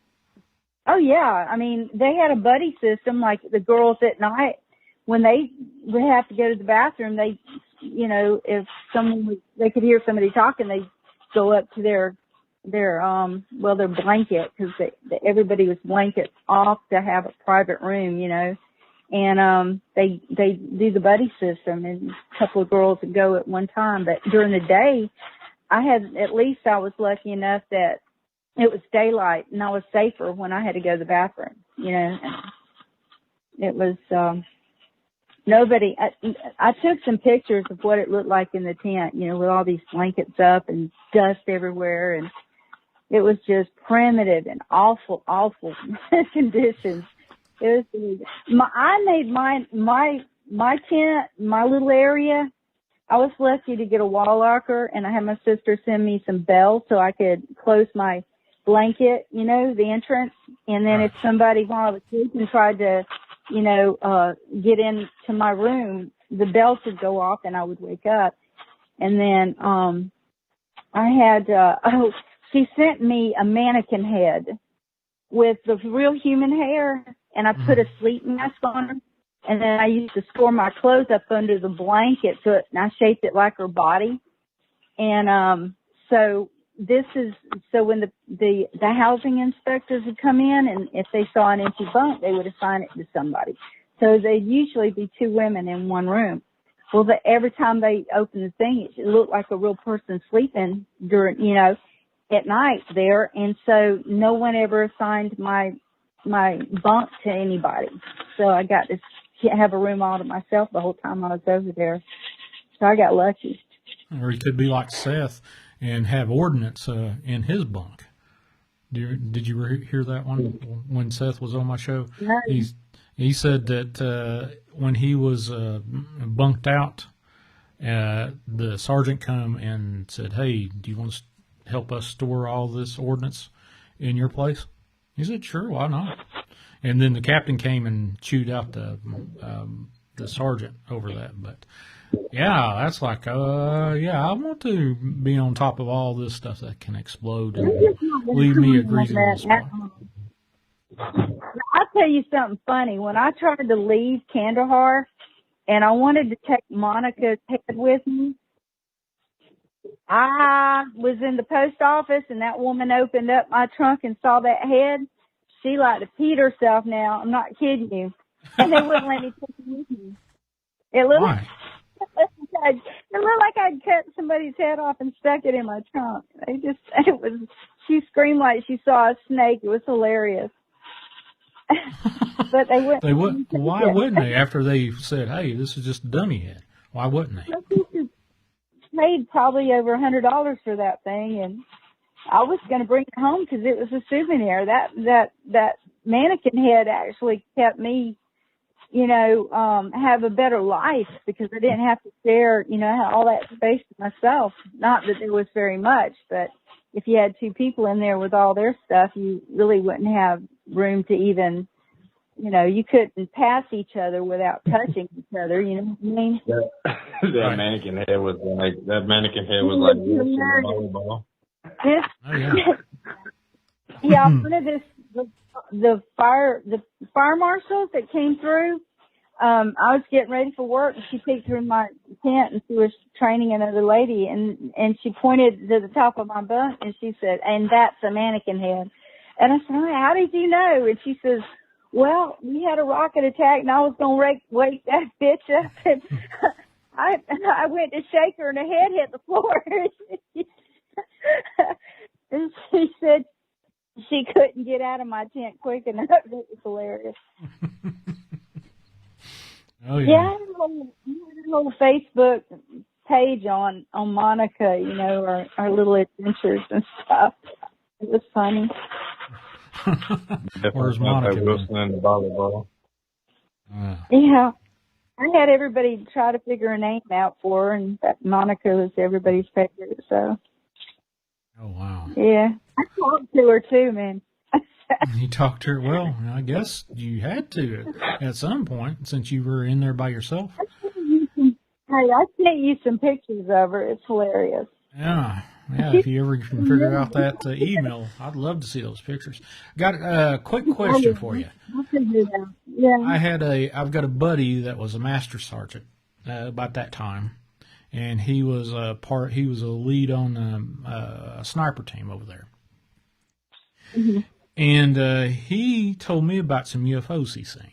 Not necessarily over in Afghanistan, but he's seen some UFOs. Did you ever see any UFOs or heard anybody say, "Hey, I saw this last night," or anything of that nature? Yeah, honestly, if anybody is out there that's been there, half the time you're in a dust storm. Most of the time, you may have. The whole year I was over there, you might have had 30 days of clear day. The rest of the time the dust was so thick you couldn't really, even at night, you could barely see the stars. Wow. You had to breathe that stuff 24/7. It was, when your air conditioner would blow that stuff in. And I took a picture and it was of our rooms and those blankets are just coated with dust. So you slept in that, man. You were never ever truly clean. Everything over there is beige. You don't see any kind of color. I showed pictures of flood that we had. I showed the flood waters in our bathrooms and in our showers. So you really couldn't get clean from that. There's a fire truck beige and it was in a ditch and, and you still were expected to go to work. You'd walk in knee-deep water to get on a bus, and you still had to be at work in 12 hours with being wet. and then have to walk. Yeah, you didn't get a break from work.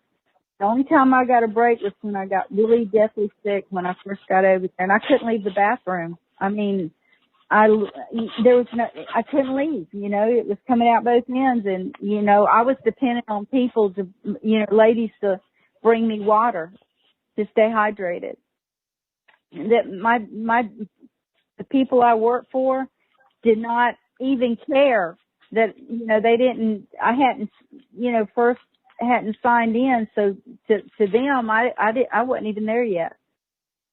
So yeah, you're just really off on your own, and it's nerve-wracking.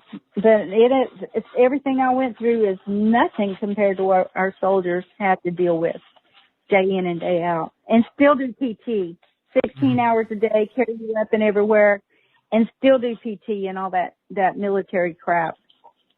Oh wow! So did the military keep the civilian workers, the contractors, separate from the regional population, the indigenous population, or were you from the military? No, we weren't around the military, but we were. They had the civilian contractors mixed in with the people that worked on the post that were from the outside, from Kandahar area, or from Indians. They bring them contract cheap labor from India and Russia. There were Russian hairdressers that were not really hairdressers, if you catch my drift. So there was a lot of human trafficking going on over there, and human I didn't trafficking know. goes on everywhere. And believe it or not, they got in trouble for human trafficking. They lost all their contracts, and in fact, it was. I worked for Dindor when I first got there, and then another company took them over. But I hate that happened, because they were the first company that actually made me a mechanic. Started me out in it, and but there were those ladies over there. There were Asian ladies, and they weren't hairdressers. So they were the they what had we call women streetwalkers over here, huh? But, they had women over there strictly to take care of these people. Oh wow! Yep. Now, that's the sad truth of the thing, and we like to turn a blind eye to all this stuff. It may make us go, I don't know about that, but yeah, that crap goes on all the time. If you don't think it's going on in your backyard, so to speak, you're looking the other ways. All I can tell you. Well, it won't. I'm telling you, but before the end of September, our whole country is going to know the truth about a lot of things. The truth will come out, and it's gonna be shocking. But I feel like in the future things are going to get better. A lot of people don't know.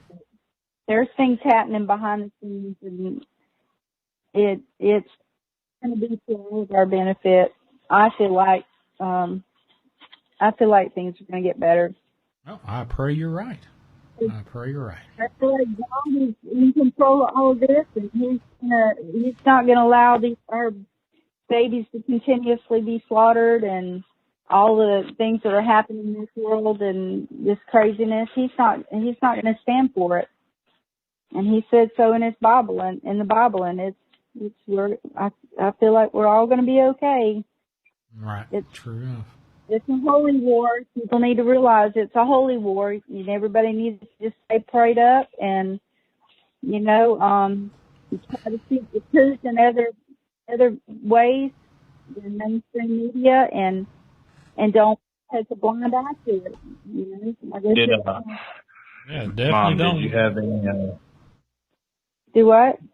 Did you? Do you remember Go ahead, Sean. No, I said you definitely don't want to listen to the mainstream media because you can go back and look.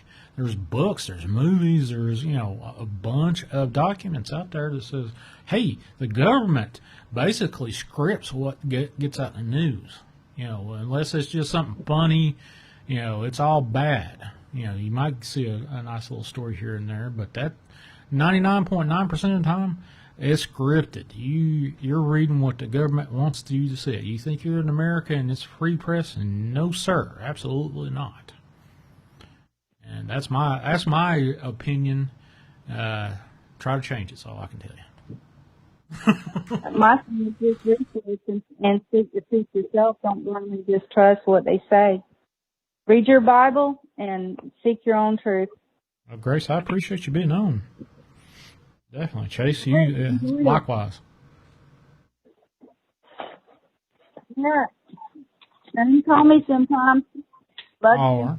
All right. Love to keep on later. All right. Bye-bye. That's fine. It was very nice being on your show. Thank you for calling in, Grace. Thank you, Chase, for always, your frequent callers. Where are you today, Chase? Yeah, I'm in Jacksonville. I'm back home. Getting ready to move. Move the truck or move your residence? Move my residence, so I'm going to be going through the trenches on this one, buddy. Oh, man. I hate moving. My sister's about ready to do some moving, and she actually came over last Saturday, yeah. So, was talking about all the junk. She's got some stuff stored here at my house, and I got to do this, I got to do that. And I was like, well, what do you want me to do? I don't know yet. I was like, okay. Yeah, That's what I'm doing. I keep asking Chase, when you want me to come down there and help y'all? I don't know yet. Yeah, things. I'm going to suck her into coming out and helping me move all my stuff and pay her and hugs and kisses.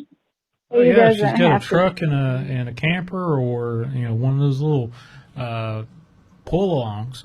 There you go. Yeah. No, I'm just going to go down there and do what I got to do and back here. I got critters to feed and everything else. Yeah, I got a barn. Oh, critter? You can put a backpack on a critter. No, the critters don't sell me that unless it's like something Miss T's mother's got, one of these little mini whatever. My horses and all my cats and dogs, all from to Jacksonville. Yeah, there you go. Well, there you go. I tried, Chase. All right. Yeah. All right, buddy. Take care, man. Thank you, Grace, for calling in. I appreciate you. I'd love to see those pictures whenever you get those figured out. Just as soon as I can. Oh, well, you take your time. Take your time. I appreciate you, folks. You have a good one. You too. Bye-bye. Bye-bye. All right. There you go, Chase and his mother, Grace. And that's some inside baseball, as ODW usually says. What happened over in Afghanistan. Do you believe that the Kandahar giant is fake? Is that fake news? Or do you believe, what Snopes? I actually outlined Snopes. Snopes said, hey, this all occurred during 2016. And here's Grace saying, hey, I was stationed over in Afghanistan. And they were talking about that stuff happening like it happened yesterday. What you going to believe? You going to believe Snopes that's out there to disarm you and say, hey, this is a lie, this is when it's truth? Remember earlier I said, hey, we're to the point where truth is now a lie and lie is now truth. And definitely, yep, that stuff is real. Definitely a one-man band.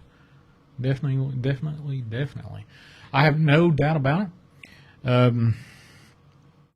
Actually, I was talking to somebody today, and they was asking me a couple of questions about God and what I thought about God, and is he coming back soon? I said, we're just seeing the first few verses in Revelations coming true, without a doubt.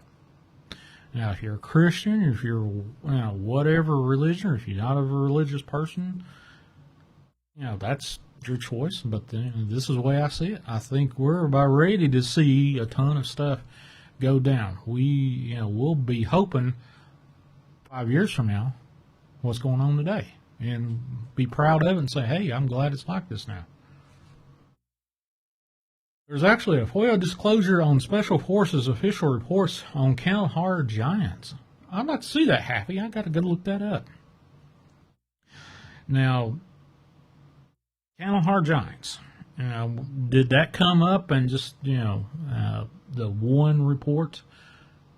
Hey, this is false. This came out in 2016, which obviously you saw that on my pull-up from Snopes. 2016, it's false because L.A. Marzulli, Steve Quayle talked about it in 2016 and probably before that. But they used that and never really outlined why it was false. They just said it's false. Bad SOB, very true, Sean, all propaganda.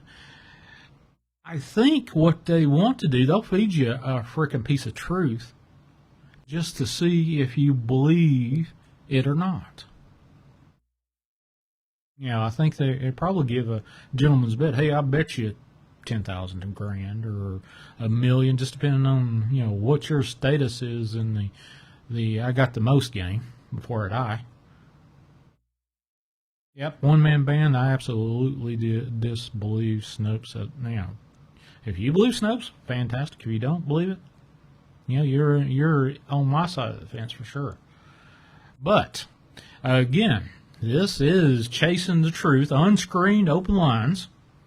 And we just got finished with Chase's mother, Grace, who was stationed over in Kandahar. And she shared some inside baseball, what actually happened over in that crazy stuff.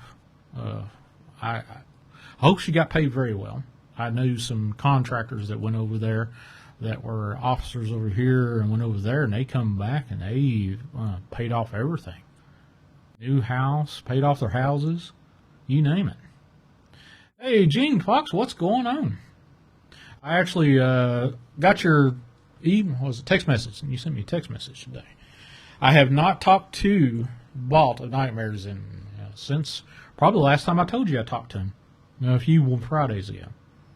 So he knows that you got that. I sent him that email with the pictures of the Bigfoot tracks and whatnot. I have not seen or heard any rebuttal from him as of yet. But you never know.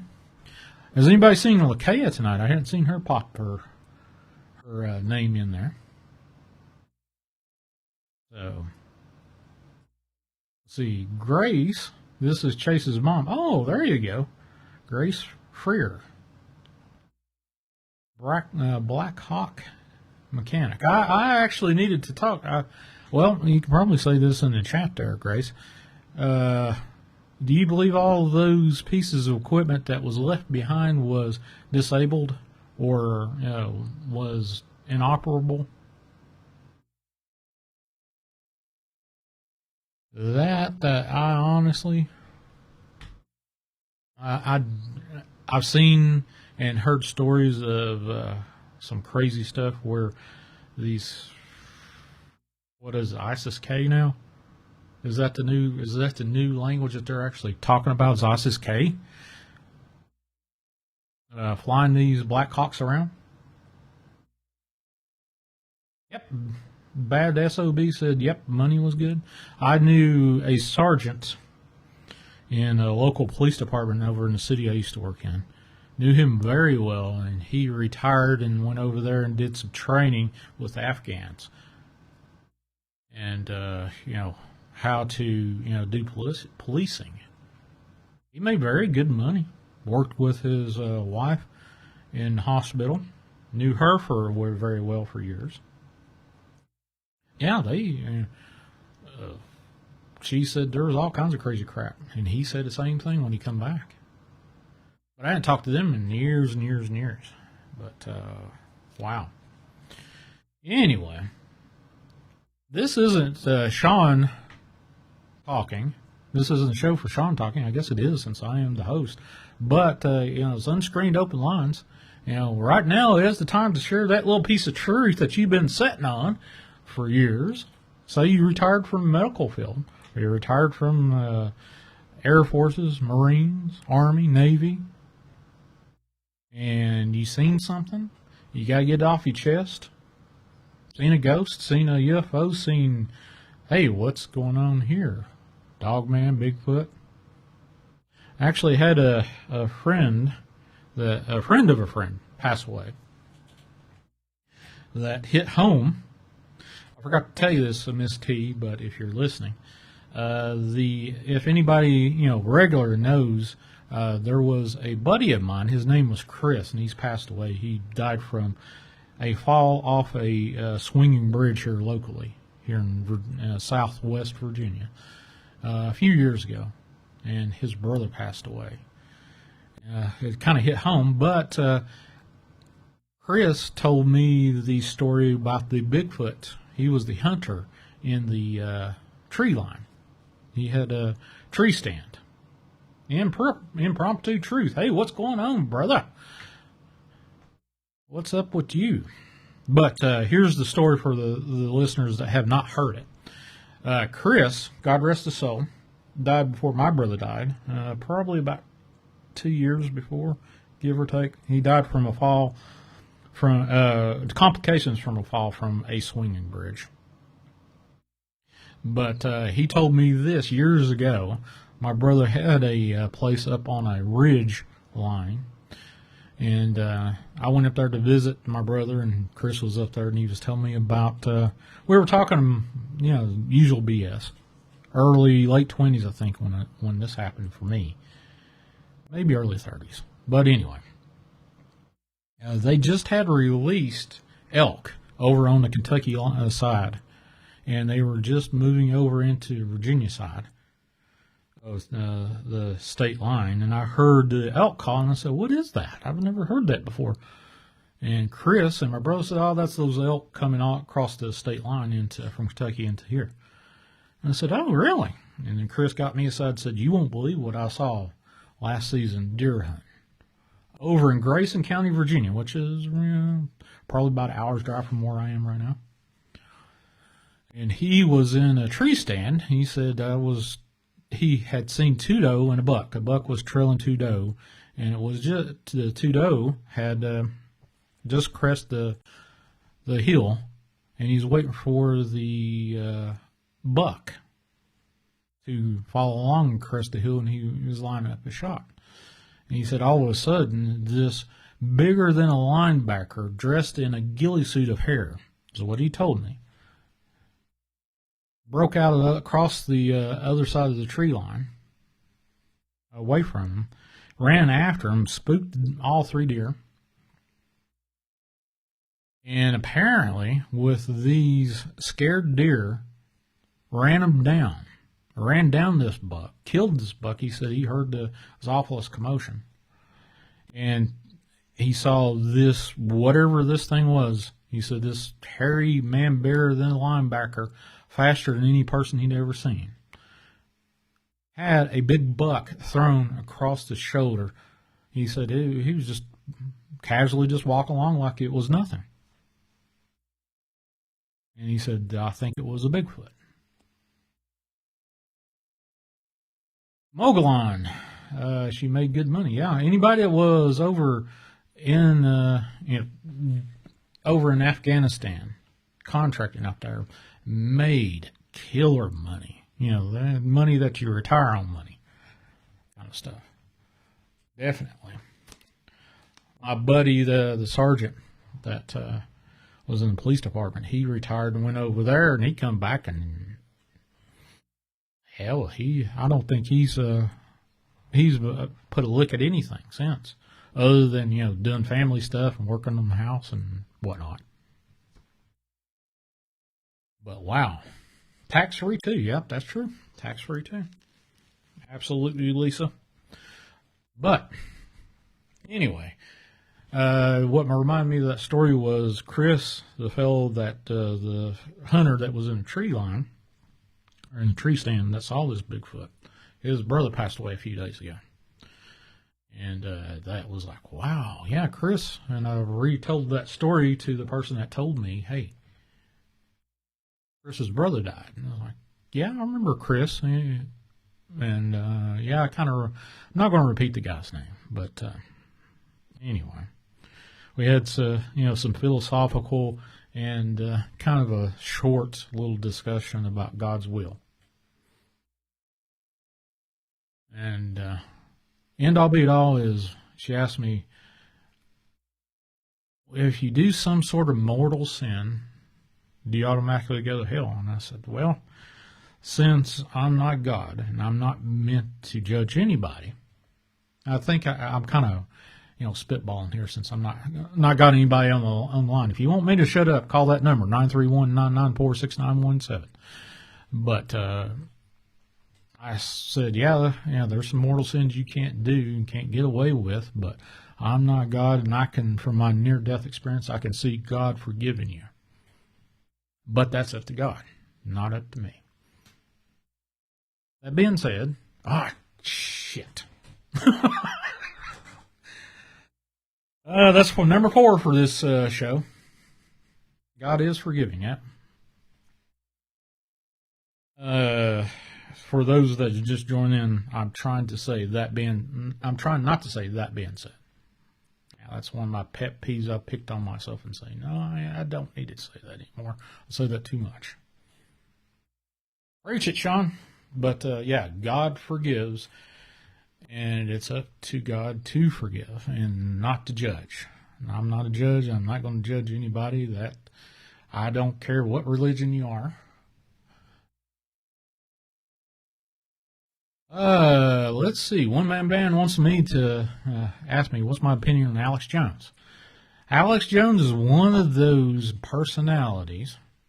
Does he know what he knows? Yep. Is he very flamboyant about it, very boisterous and out there in your face? Is he? Yeah.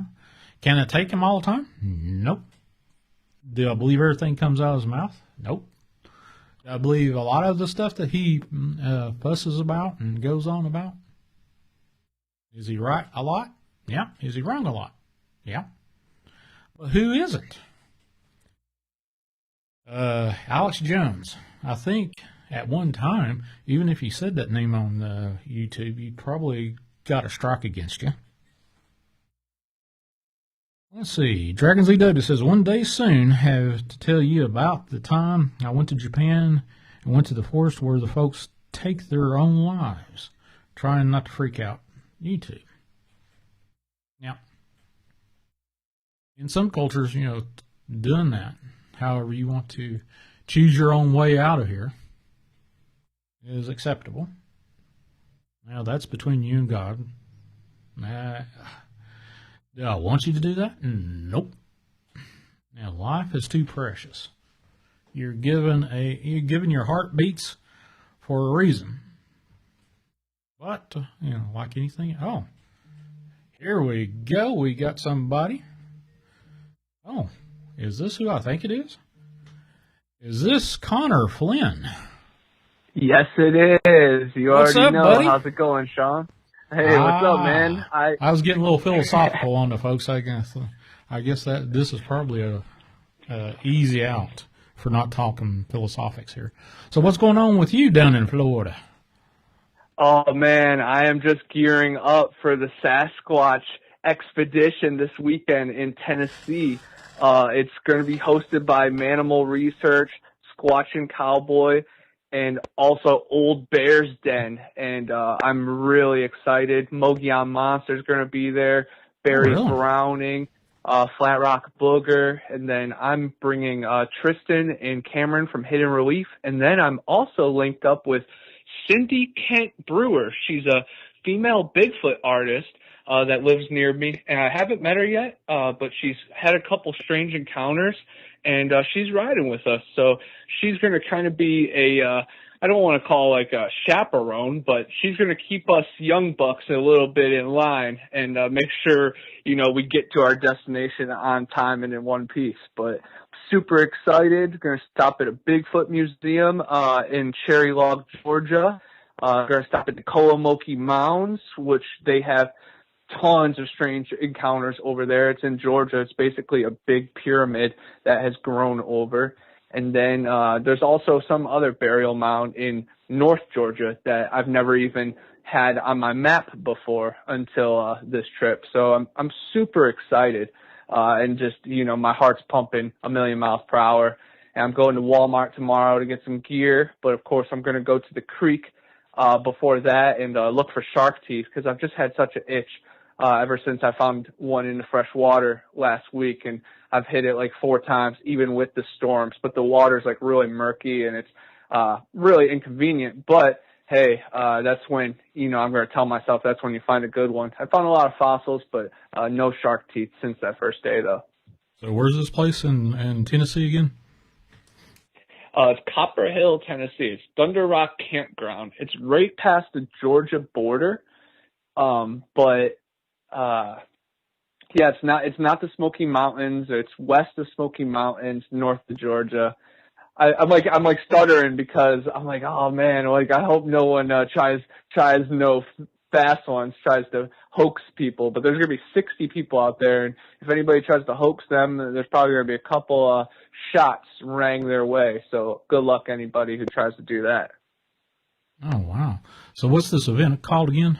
What that you're going to? The Squatch Out, I'm pretty sure, but it's hosted by the Squatch Out. Yeah, it's hosted by Joe Pass, the Squatchin' Cowboy, Manimal Research, and then also Old Bear's Den. And Old Bear's Den has like an RV, you know, and that's who Cindy's actually staying with. So I think I'm winning some brownie points driving, you know, the VIP up to the king of the trips, you know, excursion. So hopefully, you know, Connor's car gets some brownie points. Hopefully I get to use the Charger if I need to on day 3 or something like that. But man, I got my GoPro set up that Donnie Miller helped me, you know, get my hands on, and I'm just so excited. Like it's a trip that I needed, and you know, my birthday was August 28th, so I'm freshly 29 and about to just, you know, bring my vibes, and hopefully these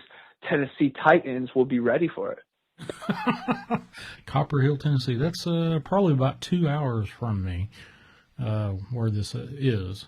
I'll have to check that out. That's interesting. I've tried to look it up. I couldn't pull up Squatch Out, Copper Hill, Tennessee. So, unfortunately, I won't be able to share that with the folks over there on YouTube in the browser share. But that's interesting. I'll have to look that up, man.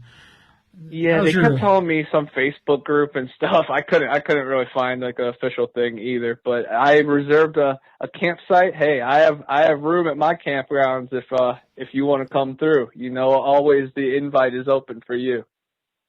All right, that sounds great. Appreciate it. Any new interesting findings that you found around besides the shark teeth?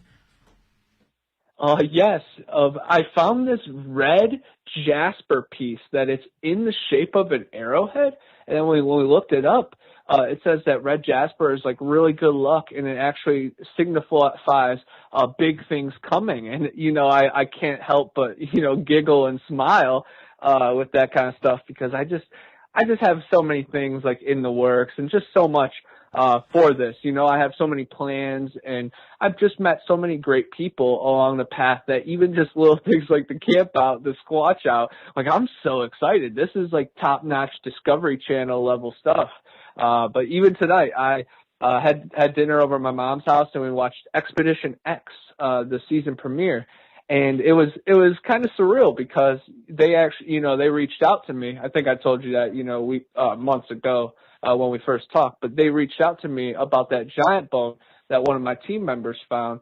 And then, of course, the producer went on maternity leave, and 3 interviews later, you know, nothing happened. They were trying to squeeze us into this season or last season or something.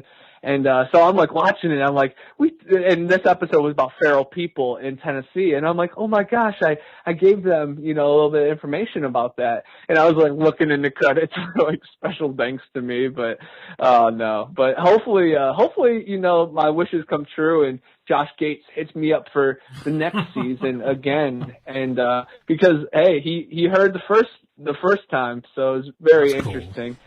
Well, man, it was you really, got your big toe in the door for sure. For sure. My big nose, and they were like, they definitely heard me.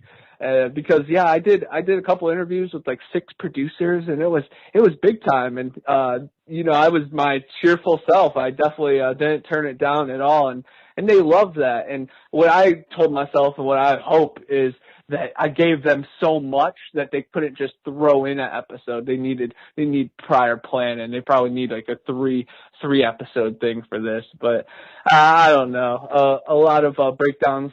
A lot of people said that it might have been a deer bone or a short-faced bear, giant sloth.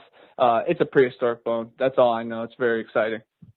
Well, anything that kind of rocks the cradle for this is what mainstream media wants you to believe. If you rock that boat, you're going to have all kinds of people just jump on top of you and say, no, this is that. It can't be that.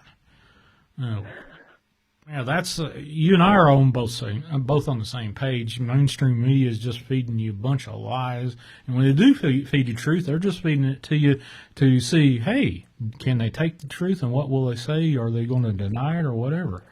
So that's the bad thing. You see what they do. People deny it. Like literally, Freedom of Information Acts come out, and facts are presented, and disclosed information is finally public, and then boom, no one even reacts. And it's sad. People are in the biggest psychological war scheme of all time right now. So I just hope and pray for positivity, and hope everybody can find the light and try to inspire each other. And that's all I try to do, and try to reinforce positivity with your family and friends. And even today, I posted a little bit of a joke, political joke on my Facebook story. Like, I'm not even posting it on my Facebook feed. I'm not throwing it down anybody's throat. I'm making someone I'm allowing someone to click and see it, not scroll and see it. And of course, one of my aunts gets all offended, and she's like, I can't anymore with you. And I'm like, well, I never started, I'm just being myself, and I live down here in Florida, and we live and we think how we think. And I look around, and all my friends are fine, and we're outdoors and swimming and staying fit. And so I can't let the boogeyman scare me to death just because I just don't see it. And I wish and hope the best for everybody, and I just want everybody to stay natural, because that's the best way. Trust juice, trust the sun, trust your immune system. And of course, you guys know what I'm talking about, and the good people are already, following that path. And that's what's so happy about this, this camp out that's happening. It's still going on, and we're going to be outdoors, and we're going to be distanced, and we're going to be doing everything that we need to be doing to keep our health right. And it's a shame that some good events are getting canceled. Like the Mothman Festival got canceled, and then they want to blame a certain group of people. No, guys, this is all the agenda of the elite.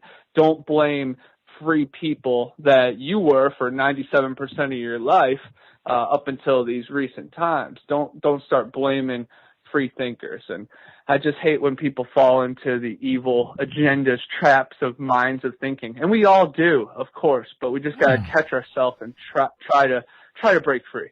Yeah, don't be part of the lemming crowd and jump over the edge. Mm-hmm. That's the take home here. Think for yourself, folks. It's not a crime, although there's thought crimes coming. That's for sure.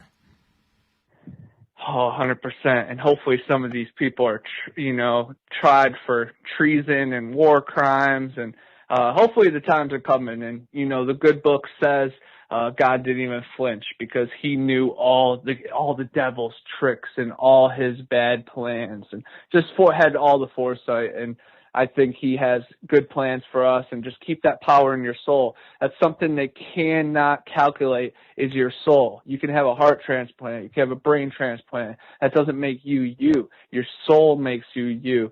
And of course, they want that, and they can't have it unless you give permission. And do not give permission. At least read all the fine print, because the patents say once you're in part of the experiment, you're not your property, you're government property. And you see what they do to government property. They swoop that up, man. It's It's going to be crazy. People thought I was crazy because I said Walmart. Beware of Walmart, you know, back in the five years ago. Stay away from the plastic things in Walmart. But, oh, man. But look at me. Tomorrow I'm going to Walmart. So, guys, pray for me. You know, hopefully they don't slide the glass doors in on that day. And they're like, oh, we got them in the garden center. Put it in the action. You know, like but I'm super excited for the weekend. Like and like even just talking about it. Yeah, the body snatchers, and they're pointing at you with their mouth open, going, "Hey, he doesn't have a mask." Yup. I don't know if I mentioned that in the last show, but Zillafoot, you know, that movie I was in, it sold enough pre-orders that now it's getting a widespread release, and it's actually going to be released in like Walmart, FYE, Amazon, bunch of cool things. Holy cow, congratulations. Thank you. You know, I maybe it's because of my part, you know, as people are like, wow, that guy's goofy, you know. I'm like a mix between Garth and Jay from Silent Bob mixed with like Steve Irwin, you know. I like that. That's like the Holy Trinity right there. But, yeah, it got a widespread release, but it's going to be in Walmart. And I'm hoping, you know, my big TikTok, follow-up to the rattlesnake video, will be, I'm going to ask people, I'm going to kind of be like jokingly, but kind of like forceful. I'm going to be like, hey, this is my movie, you know, are you interested in buying it? And hopefully, you know, they deny me funny or they're really into it or something. And I think it'll make for a fun video. And it's just dorky, but I think it will be goofy because people love like public interaction because you really never know what people are going to do.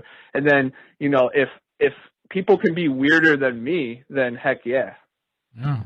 I just pulled up a shadow dog sighting at Chippewa Lake, Ohio. It's over on the Phantoms and Monsters website.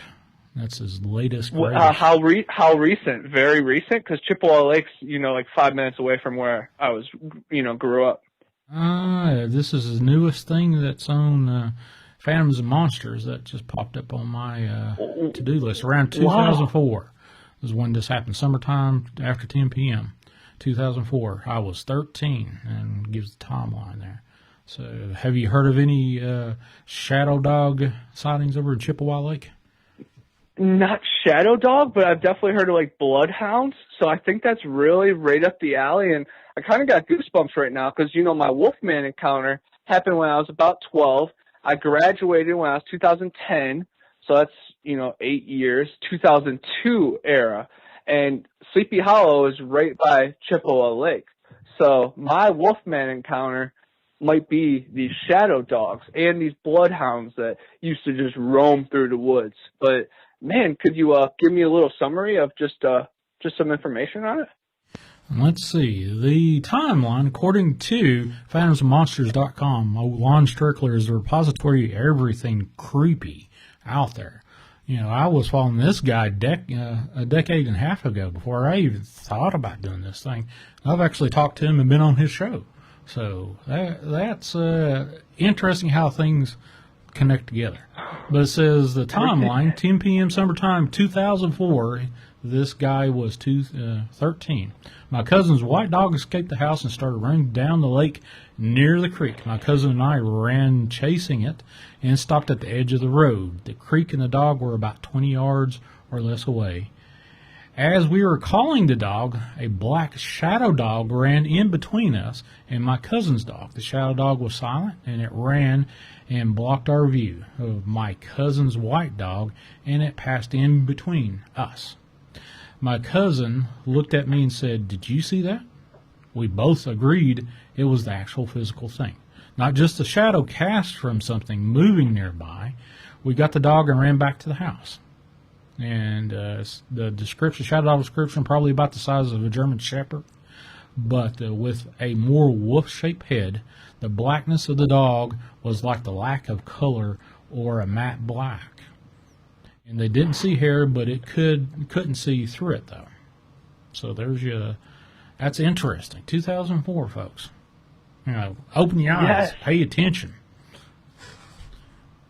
Dude, that is so awesome. That is so crazy, divine timing. Crazy that you have a connection with that guy, but what is the odds that you say Chippewa Lake? And wow, let me just read real quick Jake and Alex's little testimony that they wrote for my first book happened right near Chippewa Lake, and maybe you guys can, draw some correlations. All right, Jake wrote, pulling into Sleepy Hollow neighborhood, woods to the left, big field hill to the right with a red barn at the top of the hill. As we're pulling in slowly, we see a figure crossing the street on two legs, resembling a werewolf, bigger than any human. As soon as it crosses the street, it dead sprints up towards the barn, running faster than humanly possible. Still feels like a dream. And then Alex wrote, well, I guess my statement would be, I take a left on the Sunrise Oval off Sleepy Hollow Road. As we pull in, we stop because we think a deer is crossing the road. When we look, though, it wasn't a deer. It was something on two legs that ran across the road faster than any average person could run. It almost ran up the hill in a gallop. Second story, I believe you were there, me, but we were heard rustling outside a window, my walkout basement. We look out the window and there were eyes like 5'5" to 6 foot looking into the window, taller than any known Ohio animal could stand. We always called it the Sleepy Hollow Wolfman. And yeah, that was like one of my first cryptid encounters. And now that you say the shadow dog, it's really crazy. But it's even more wild that like no one heard of the shadow dog, very locally, like through the newspapers or anything. Some people talked about the Brunswick Blue Devil, which was like a chupacabra type creature, but not these wolfmen. But after I had my encounter, of course, I started mentioning it to people, and they started talking about Bigfoot mostly. Oh, yeah. Well, apparently up in, I think, Chicago, there was a sighting of, I think, the Mothman here recently, if I remember correctly.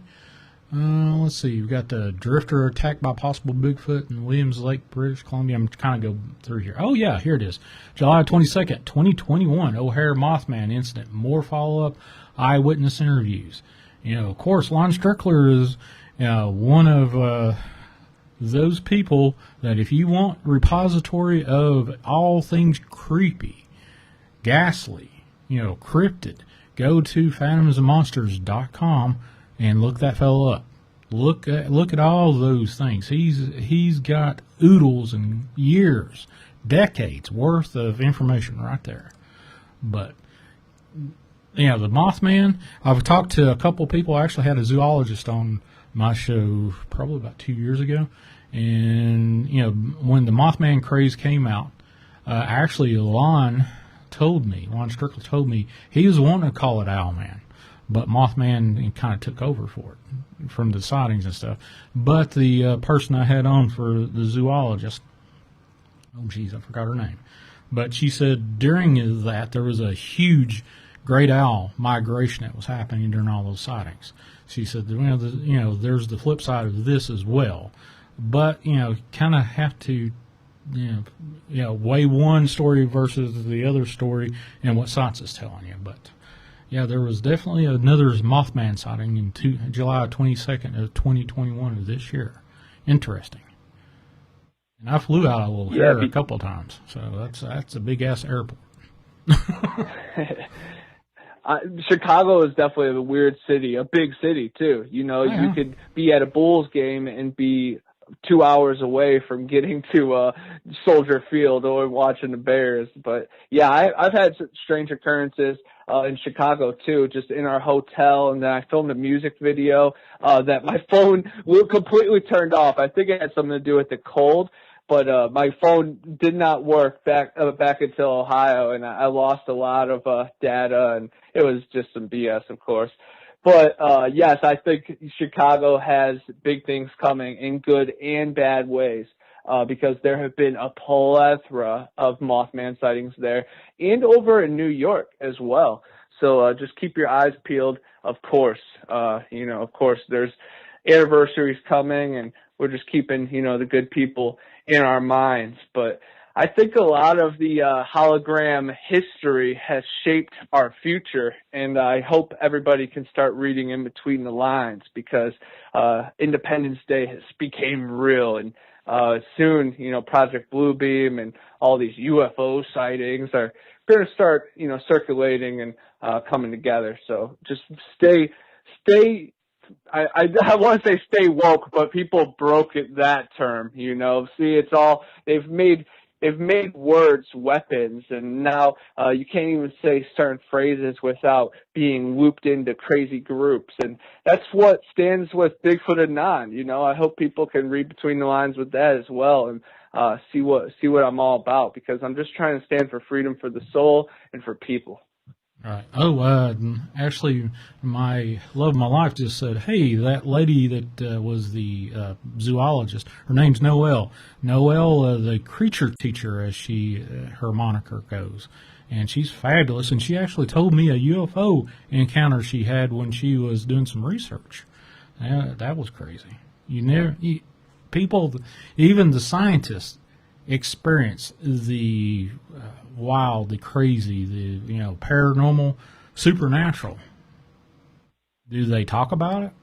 Sometimes they do. Sometimes they just upright just deny it, and they kind of go around with a glazed over look until they kind of make themselves forget it. I've seen doctors in hospitals see paranormal crap happen in front of them, witness it with me, and they glaze over for a second. It didn't happen. Go on. You kind of wonder, yeah, sometimes that's best professionally to do. Well, you never want, that's one of the reasons why I didn't talk about this stuff when I was, did we talk about it late nights? And, did you see that, or did you hear this? I heard all kinds of crazy ghost stories. Some stuff where, if you talk about it, you would be down either in, HR, human resources, or in front of your boss, or both, saying, hey, why did you talk about that? Of course, I don't tell my stories. I don't have the information in my head right now because, I only got a couple of brain cells up there to, impact anybody's privacy. So that's it. There's a lot of, pushback. You don't talk about this stuff. That's the reason why FAA, the people that fly planes for a living or casually don't talk about this stuff. They don't want to lose their license. They don't want to lose their livelihood. These commercial airline pilots, they make pretty good damn money. Why would they want to interfere with that? Right, for just being scorned and denied anyway, But I think the Noelle's on the right path with the owl man, because it definitely resembles an owl, and of course it would be a little bit more realistic for it to be more like an animal hybrid than an insectoid hybrid. But hey, we all know about the Loveland frogman. I know frogs aren't insects, but it's all possible. And while we're on the insect thing real quick, I got another story submitted from one of my friends, and it talks more about his encounter, but it has a mention of a weird fairy insectoid. So it's come from Cameron from Hidden Relief. All right, me and T were heading back from down the road in Chipley till we got a feeling that something was watching us. We turned around, and it was like half of a football field away from us, but it looked like it was crouched because we watched long enough for it to stand up like a big bear, except it had yellow eyes. I took off, leaving T after I said it was time to go. He followed after and suddenly appeared back at the house with our hearts pumping, full of fear. Sorry for the late reply. Was up late. T and I went to our little cousin's birthday, the one who got chased by the six-legged spider, fairy, pixie thingy. And I interviewed him, and you probably saw it because you stay up to tune with my channel, and I definitely appreciate that. But a couple weeks ago, I interviewed the two brothers, and they talked about their house elf. Tristan has an elf that messes with his family stuff. They saw a Sasquatch in a tunnel, and then the tunnel of trees. That's what he referenced, the yellow eyes thing. And then also their cousin Wyatt, who's like 6 years old, was chased by a little insectoid, and the whole family saw it. Like, they all live in a trailer park, and it's like 20 of them, and they saw it chasing little Wyatt. And I was like, well, did they shoot it? Like, I was like nervous for him, and they're like, no, it was like a frog chasing him. It had no threat, no immediate threat. And it's just a crazy story, and that's not the only pixie or fairy or insectoid story I've heard here in Western Florida. There's a couple mounds, and this one old man told me that he used to dig into them, and he found this little green goblin, and he became friends with it. And, like, that's a little far out for most people, but once you hear more and more of these stories, it's like, oh, man, there's definitely something to it. But, of course, don't befriend all these creatures because they're very conniving, and they get you stuck in contracts that you can't get out of. You know, we've always seen it in all these creatures like leprechauns and then pixies, of course. They always find a way to break you. And there's tons of cool lore like, oh, bring 13 pennies because they can't count that high and you can trade them off. Like, I don't know, there's a bunch of fun lore, but yeah, you just have to be very careful and respectful. And when we meditate out there, I'm definitely thinking about the fairies because I think they just start appearing when we close our eyes.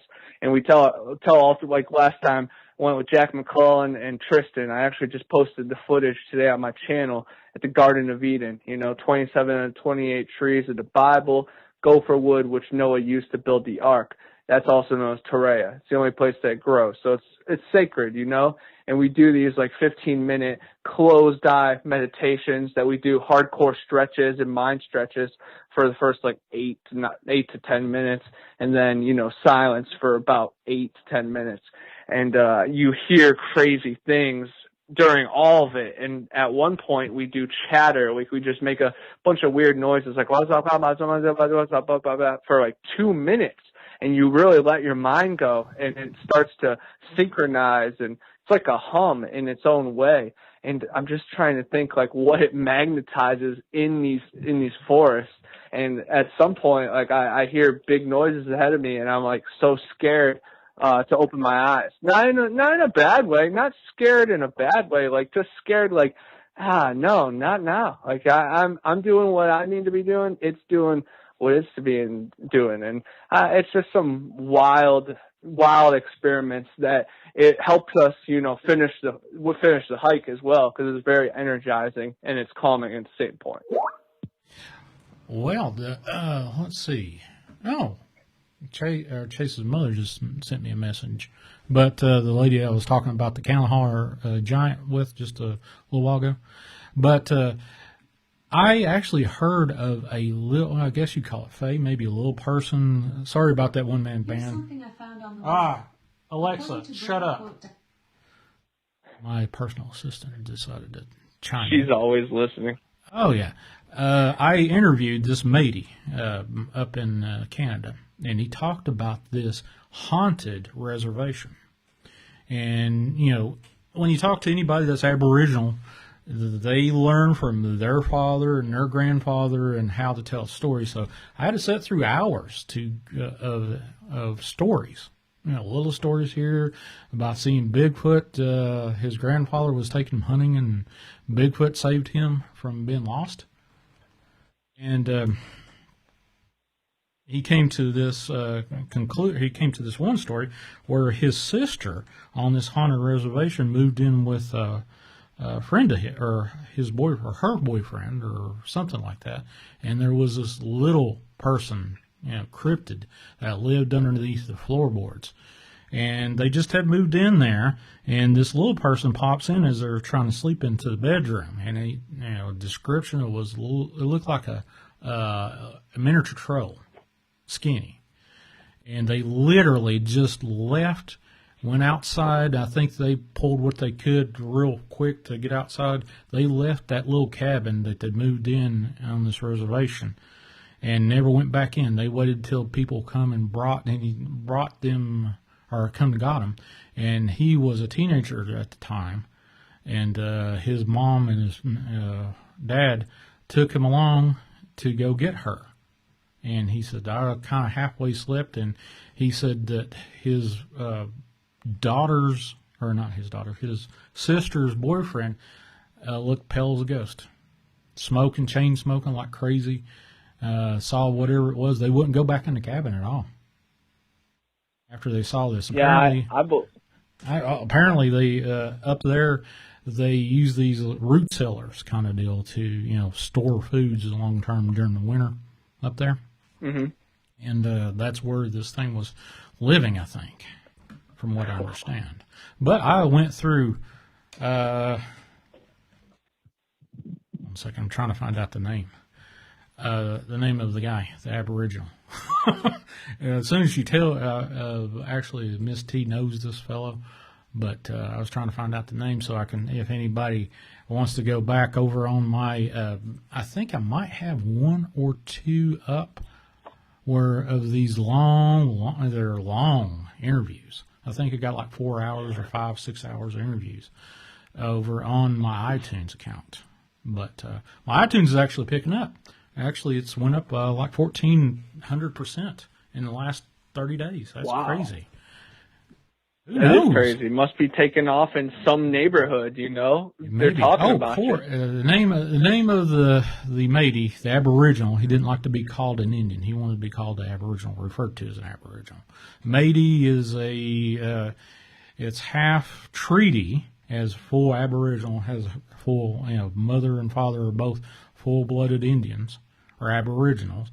A Métis is half, one of your parents is not a full-blooded Indian. So that's why I call them Métis. Corey, hello. Yeah, anyway. That's good to know. I never knew that. But of course, any kind of extra techniques and translations that I could, add to my repertoire, heck yeah. I've sadly got accused of, being, I don't know if racist would be the right word, but a Native American person asked me not to use the word tribe for defending or, describing Bigfoot. And a lot of other Native Americans, came to my defense and said it was no offense. And, if you follow my research, I think the Native Americans learned from the wild people, the Sasquatch, the mound builders, the sun worshippers, the giants, of course. And many of them will tell you that, of course, spiritually and medicine, they gained a lot of the knowledge from the ancient ones, the ones from the forest. So, yes, they were the original tribe. So I think the Native American people got that term even from the Sasquatch. But, of course, today's day and age, we're taught to just be so mad at each other and be offended. And they're getting rid of Cleveland Indians and Washington Redskins. It's very sad, and we need to, hold on to the culture. So, yes, I want to get the words right when I can, of course.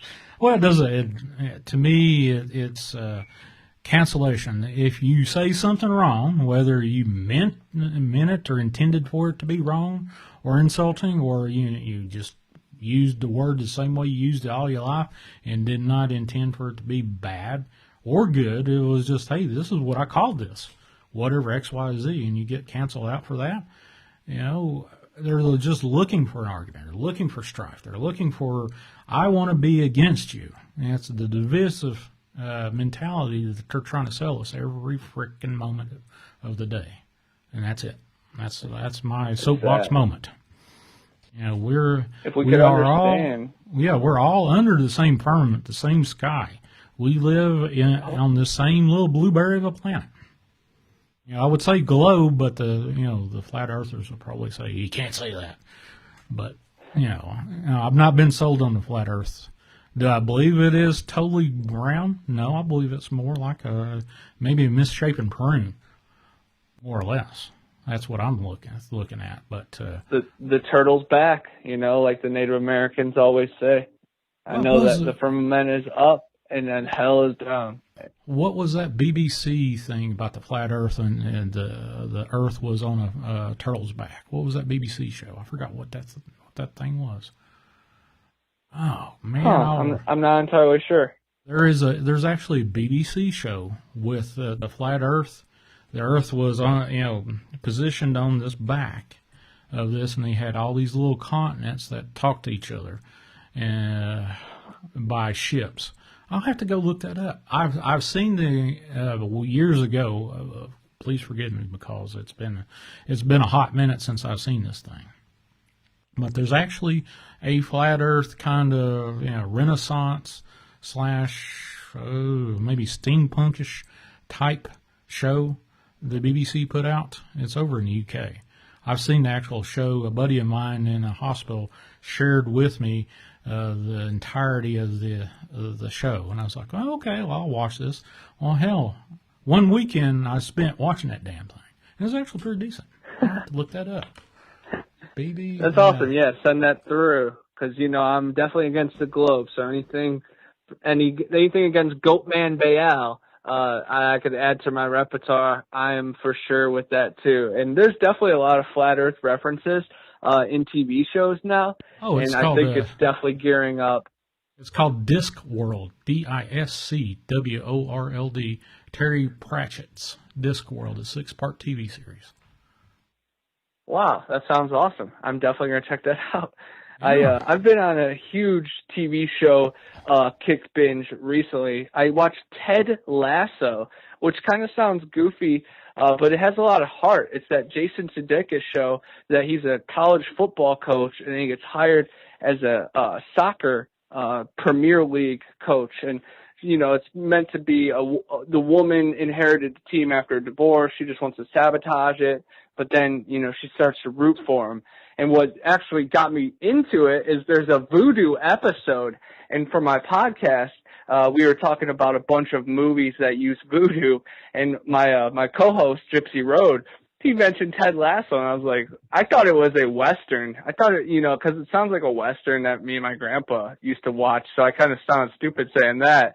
And he's like, no, it's that new show. And then, of course, it all rang a bell. So I started watching it, and the voodoo episode comes and goes quick, but the show has a lot of heart, and I definitely recommend it for people that, like anything sports related and want to tear up a couple times during the first season. But it's not all crazy paranormal for me. I love good stories that just really paint pictures of just strong emotion, and I'm really into art and movies and just writing. And, I'm in the middle of filming a short film called Nine Lived Stray. And it's about to be crazy. Everybody's going to see a different version of Connor. This Connor, me, is Connor.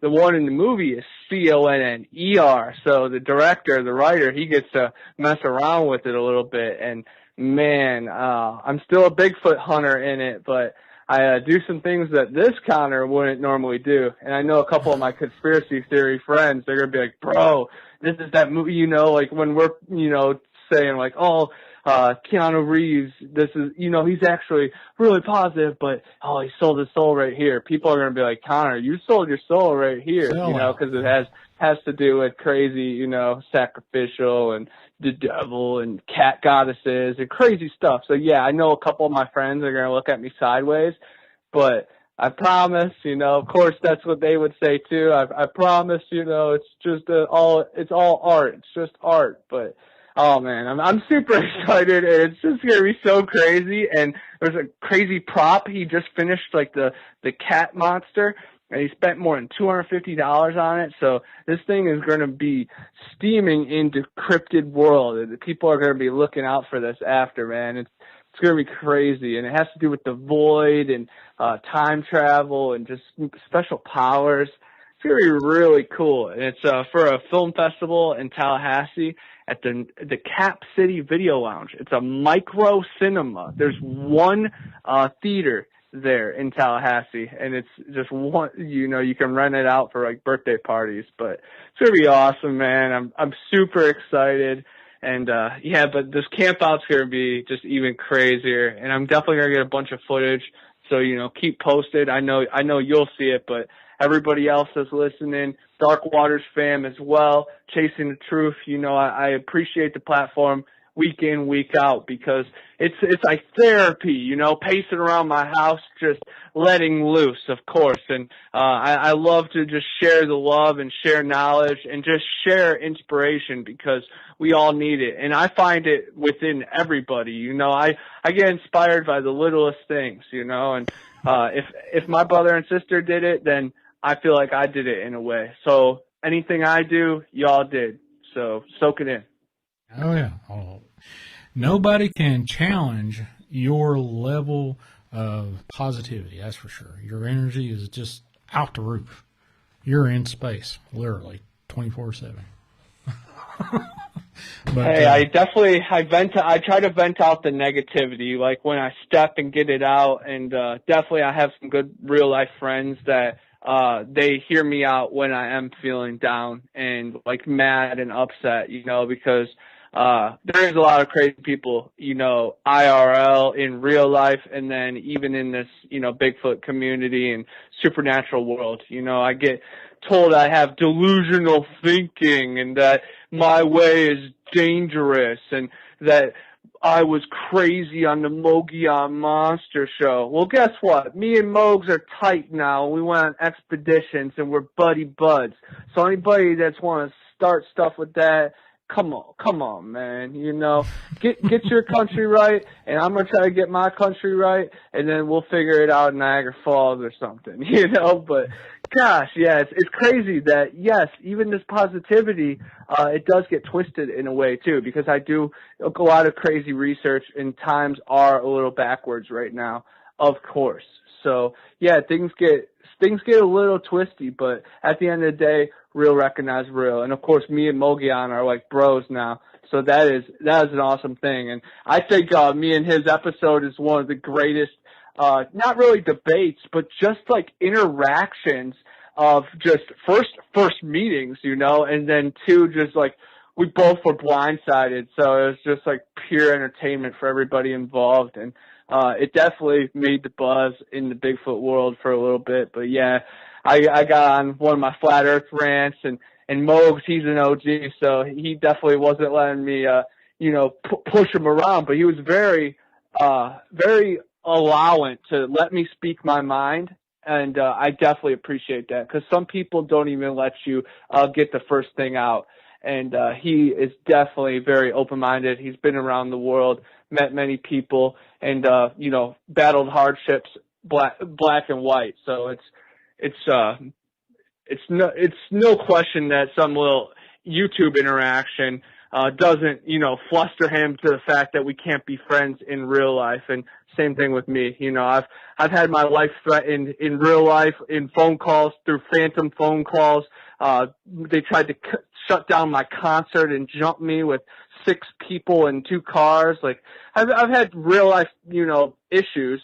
So of course, people harassing me on YouTube is not the worst thing, but it is a minor inconvenience, when you let things slide for so long and then they want to open their mouth, of course. Oh yeah, well, you always got somebody who's going to have a different opinion than you, and a lot of people say, "Hey, if you have the opposite opinion than me, we're going to have beef." And they're like, "Just because I've got a different opinion than you do? Okay, well, what are you going to do with the other 50% of the population? Just spitballing there. Are you going to fight them too?" It's not a crime to have a different opinion than anybody else in this world. And it shouldn't be. That's what makes the world go around. That's why we got computers. That's why we've got all this stuff to share our opinions, but apparently they don't like you to share the wrong opinion. Thought crimes again. Psychological warfare, man. Absolutely. It's definitely a sad thing, because you're scared to even express yourself nowadays without family members looking at you sideways, and it's hard to take a stance. So I applaud people for having a stance, and whenever I'm on my loud preachy stuff, I'm not trying to shove it down people's throat. I'm just trying to open doors, and then I'm also trying to strengthen the people that are on the same path as me, that also know the same, insights. And it's like, wow, he heard that too. He read that too. He's on that same rabbit hole. So that's all I want to do. I want to empower those people. And yes, I get some, mean messages, of course. And also I hear, the subtweets, and I hear the sub messages. I hear, but also the stuff that I receive from positive, the doors I open, and people like, oh yeah, I heard that too. Like that keeps me going, man, because those are the soldiers I'm trying to strengthen in this war, this hypothetical war and this metaphorical war.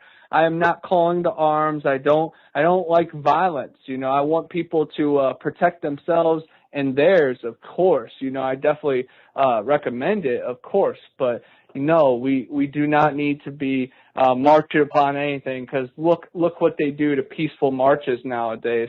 They turn it tyrannical, and then boom, you're a terrorist, and boom, you don't even have any say. It's very sad how things are just turning into a cyclone of distress, and gosh, it's tough times in this country, and we really have to wake up.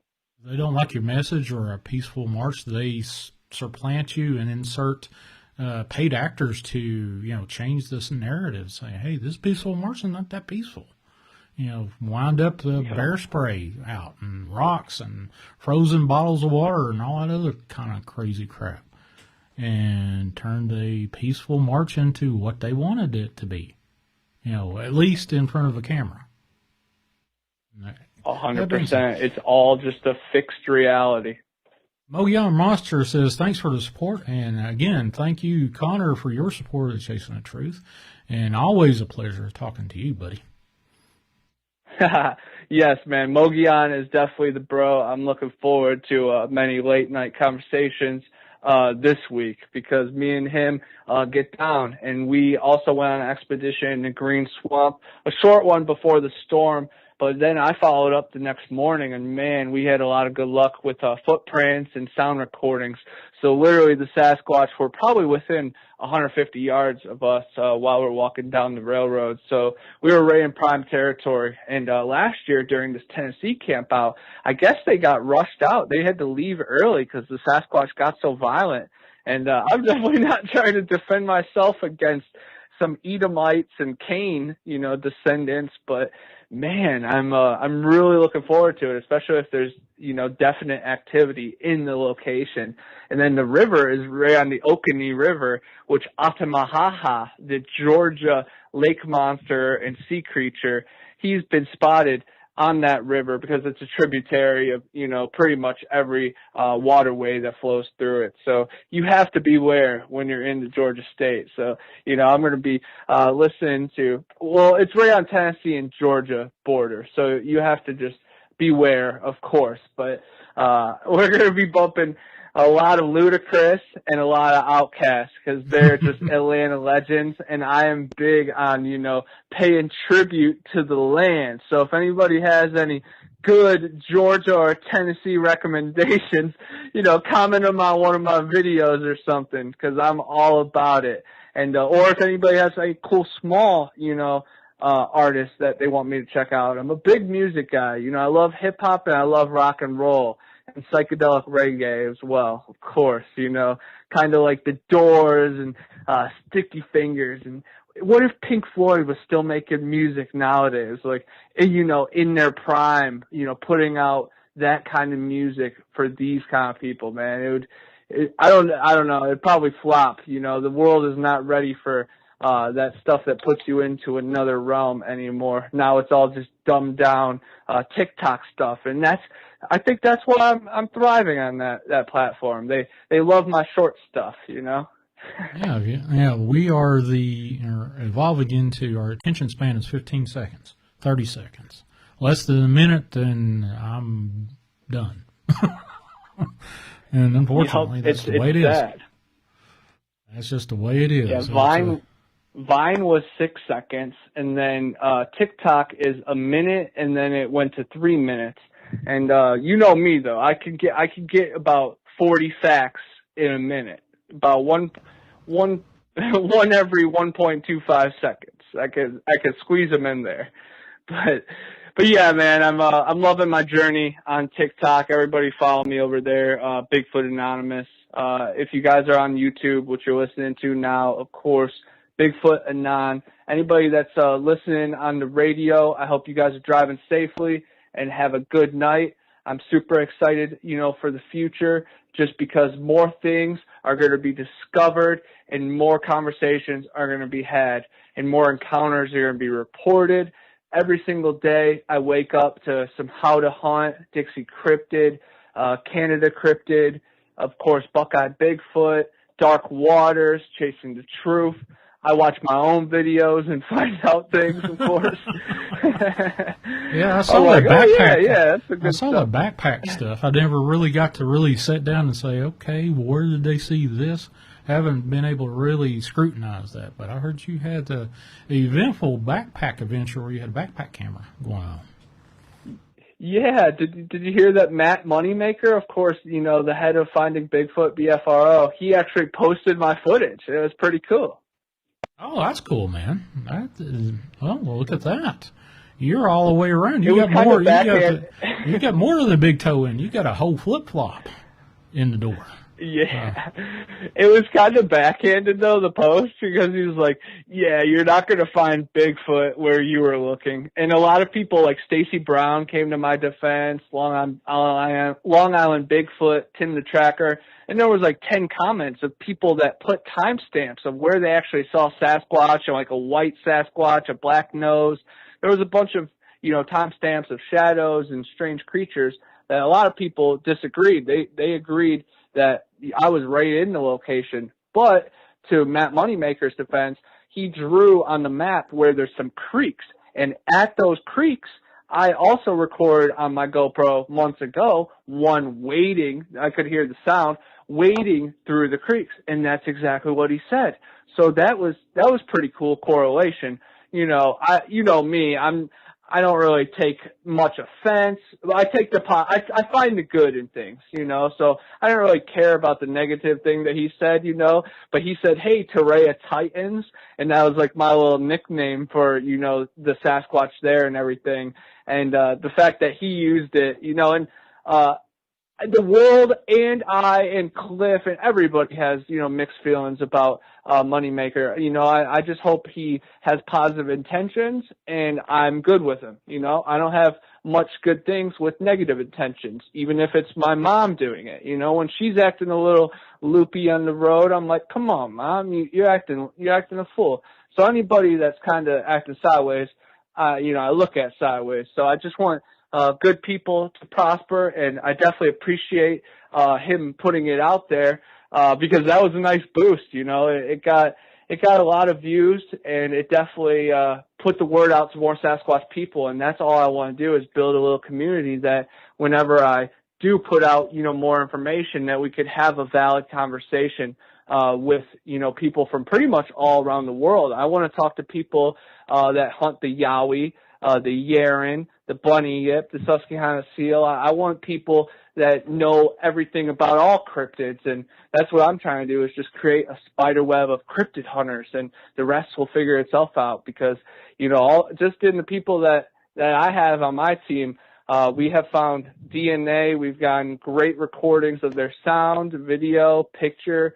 I have enough for a museum. They're my team. So, you know, when people say there's no evidence, I cringe, man. It's really sad. And I'm definitely going to make a video of the cast that I made. Someone was cussing me out on TikTok. They're like, it's been an effing week. Release the cast video. But, you know, they don't know me on my daily grind. I'm already done 7 expeditions since that. Like, you know, I literally just thought of it. I'm like, oh man, the cast is still at my mom's house. Like, I'm not too worried about it. You know, I'm always on to the next and trying to figure out, like, you know, I have Tennessee this weekend, but man, I got a big day tomorrow. I'm going to the creek, buying gear, hopefully do a solo walk and get like a little 40-minute video, that I could put together to release when I'm on the road. So I'm always got, you know, and I have hours of videos, to be released on my YouTube and, TikTok drafts for days.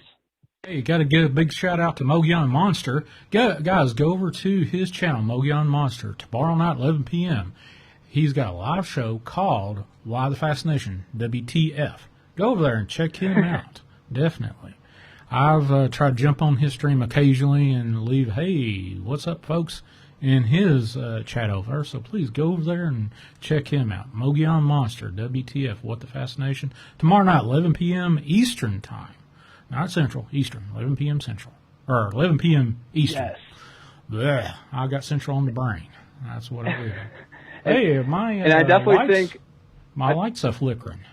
That's crazy. Is there a storm outside, or is it just perfect weather? Hold on just a second. I don't think it's supposed to be. Live radar says it's clear, according to the live radar. Well, we'll have to keep posted on that. Anything that I have to say about whatever, it has to do with truth. Something happens on this show. I have been forced off 3 times, totally. Internet goes down. I was actually a guest on a show and was talking about my near-death experience and my encounter with the devil, Satan. And as soon as I started talking about that, my internet went off. It was off. The entire house internet was off. I couldn't talk. I had to call in on my cell phone until I got it rebooted. So that was, well, I guess 4 times totally. You know, when I start talking about anything that has to do with truth, shit happens. That's the crazy thing. But anyway, yeah, Mogollon Monster, folks. Tomorrow night, 11 p.m. on his channel, YouTube channel. Anybody that's got his link over there, you know, drop his link in the chat there on one of the wrenches for Mogollon Monster. Go over and look him up. I He's love got how an it's called interesting. WTF. Yeah, WTF. Who wouldn't want to go say, what is WTF? What's going on over here? And you see a bunch of cool folks talking about whatever floats their boat over there. And that's basically what I do over here. But anyway, yeah. So you should pop on there one time whenever you can, just because Mogs has a great community of people, and they're very they're a community, man. When that first episode, when I kind of bashed with Mogs, I felt the wrath of like 82 people coming at my neck. But ever since, you know, they've seen my heart. I think I've won them over a little bit, and they've won. You know, we've both won each other over a little bit. I fell in love with the community again after being the outcast and kicked to the curb, you know. But yeah, Mogs is awesome, and I definitely think you should put your face, or not even your face, but just put the voice to the show, so the Mogs people know, you know, Sean G from Chasing the Truth, because, you know, of course Mogs can shout you out and stuff, and that's one thing, of course, but when they hear you, they'd be like, oh man, and I've witnessed it, man. My buddy Gypsy Road, they've adopted him over there real quickly, and he's a loud and crazy quirky type. You know, you are professional and just you're just the man. You're a perfect narrator for this. Like literally Sean G, Chasing the Truth. It's a perfect voice. You have it, man, 100%. And I think those people should experience it. And then also, same thing, Mogollon, you can tell them, oh, you know, go to Mogollon's show, of course, and I hope a lot of people do, a percentage, you know, but dude, if they hear his voice, they're going to be hooked. That's the Mogollon Monster. They're going to love his vibe, his chill vibe, and especially if they could see him. I know they can't see him, but they can close their eyes and see the surfer vibe and his bandana, and I'm a pretty tall guy. Not a lot of people are taller than me, and Mogs is. He is. So, you know, us Sasquatch hunters, and we're both paranormal enthusiasts too. Of course, we're really into the Bigfoot phenomenon, but both of us get down with the other stuff as well. So we definitely bond on that. And we were outside the Florida Bigfoot conference, and people are coming up to us, you know, not even knowing we're in the community, and just, you know, having open conversations, telling us stories that they had in Florida. So it was really cool. And Mogs is the man. And whenever he can call in, I'm looking forward to it. Maybe I missed it. Maybe I'm speaking out my butt, and maybe he's already called in. But I know both.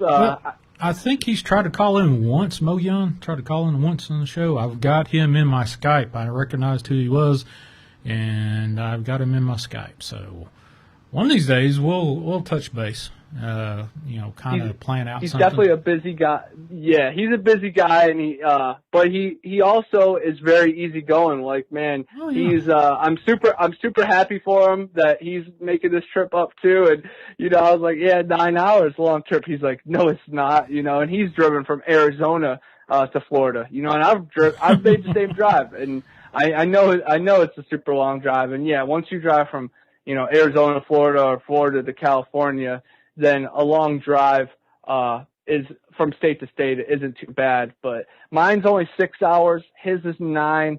Squatching Cowboy, he's coming from Texas, and that's what really sold me is when he's like, yeah, man, I'm calling from Texas. Y'all got no excuse. I was like, yeah, I really don't. So I made it happen, and I'm so excited, and, you know, I'm bringing the gang with me, and then I'm bringing Cindy Kent Brewer, who hopefully will be some responsibility in our car, and hopefully she doesn't mind us, you know, smoking the joints and stuff like that.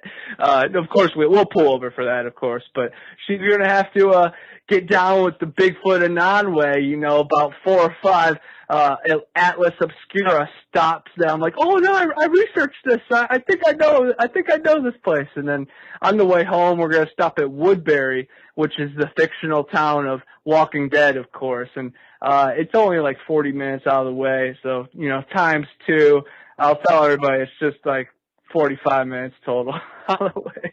But oh man, I'm so looking forward to it, and it's just gonna be so magical. And I'm so glad I called in because I was like laying in bed, burning one.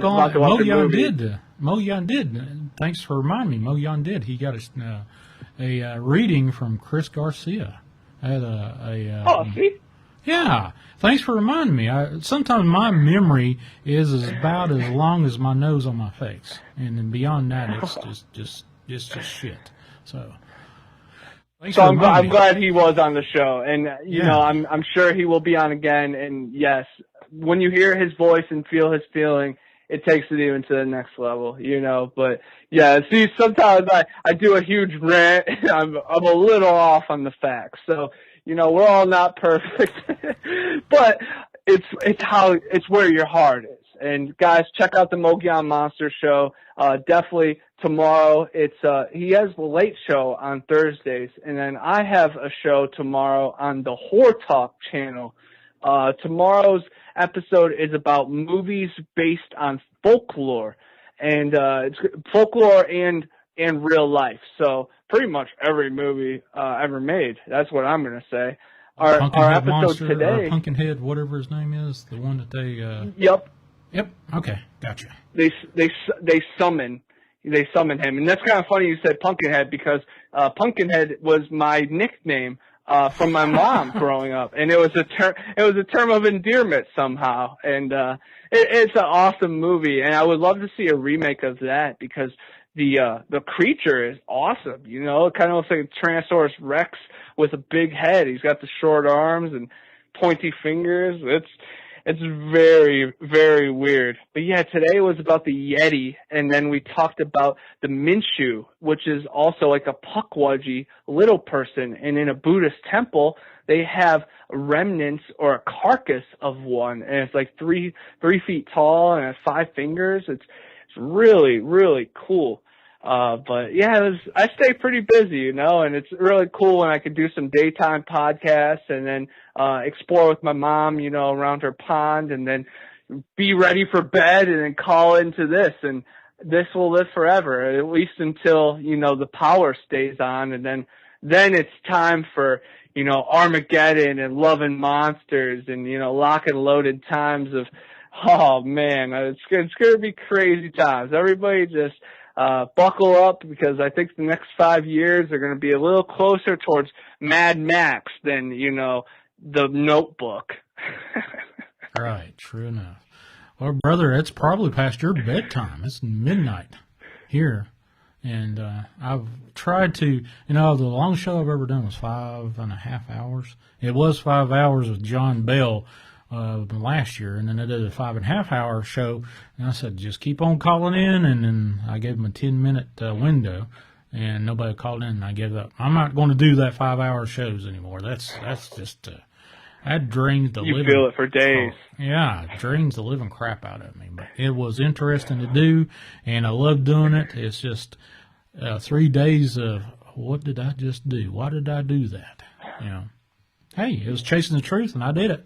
But I'm going to have to hop off here and get my butt into bed here in a little bit, or at least give my love of my life, Miss T, a call and say, hey, what's up, honey? But, yeah, definitely go for Bigfoot Anon on YouTube, Bigfoot Anonymous over on Facebook, and Bigfoot Anon over on No, it's not Twitch. You're not on Twitch. TikTok. I need to be. Yeah, Twitch. TikTok. Yeah. I don't know why. I would love to start streaming on Twitch just because, I was a competitive Halo player, and I'm also in the top 0.4% of Call of Duty in average life in Battle Royale Warzone. And, it's the last man standing out of 150. So I'm pretty good at being the last man out of 150. So I think my video game skills translate a little bit to the field, and it's pretty funny. So everywhere I turn, I'm looking for inspiration, Sean. Yeah, well, listen. In this community, if you're uptight, you cannot be in this community. You can't be, I guess you could be a show host being uptight, but who'd want to listen to you? Right. So that's what I get going with a couple of these people that they're like, they think they're high horse, because they're critical and skeptical. It's like, man, that's already been done. Like, allow people to open their wings and see what's really under the dome. True enough. Appreciate you calling in, buddy. As always, it's so fascinating to talk to you.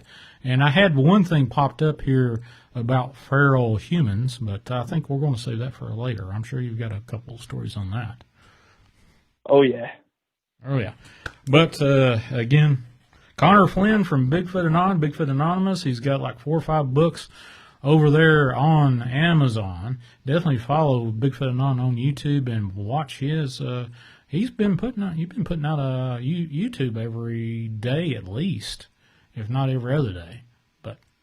Yeah, I was doing the everyday, and I was doing, the shorts, pretty much like 1 to 3 minutes, and just blasted with information.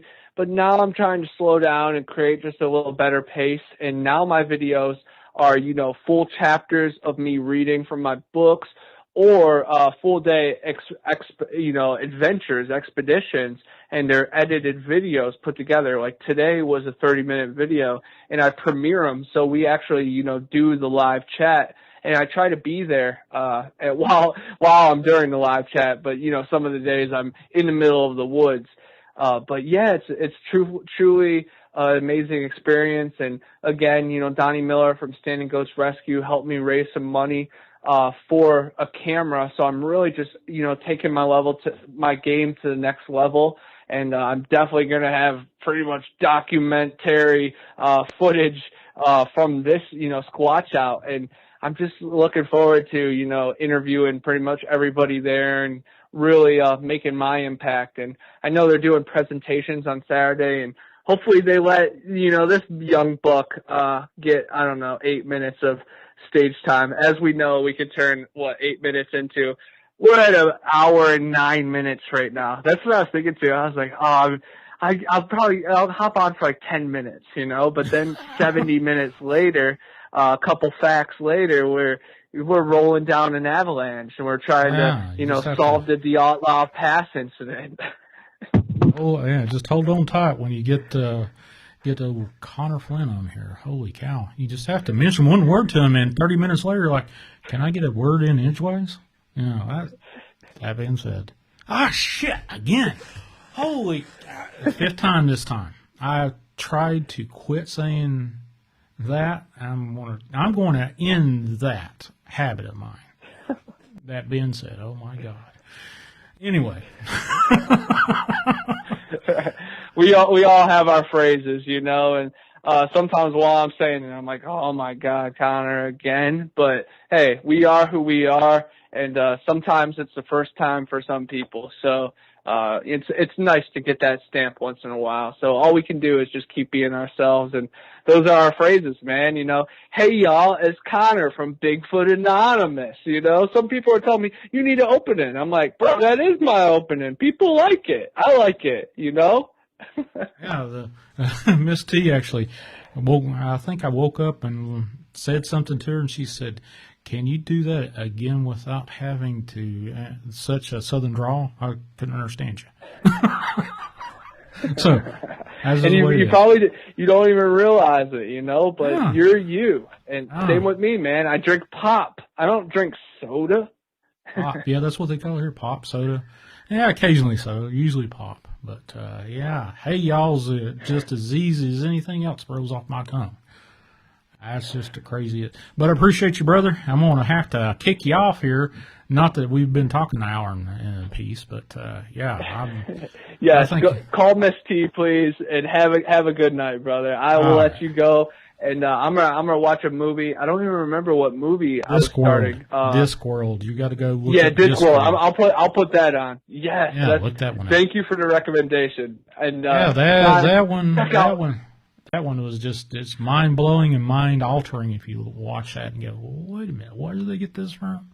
Oh, it does have some backstory there.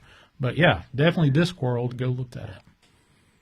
I'm down for it. And everybody check out Zillafoot. It's going to be in Walmart. Send some pictures, make some funny TikToks with it. It's going to be classic. I am in the movie, and I'm going to be one of the main characters in the sequel because the guy that filmed my scenes, he's getting slated for the sequel because, he is the most talented visionary ever, Jack McClellan. Check him out. All right, guys. Take it easy, guys. Have a good one. See ya, buddy. Later, y'all. Peace. All right. Wow, can you believe it? Bigfoot Anonymous. Connor Flynn. Go look for him on TikTok, YouTube, and over on, Facebook. My favorite place.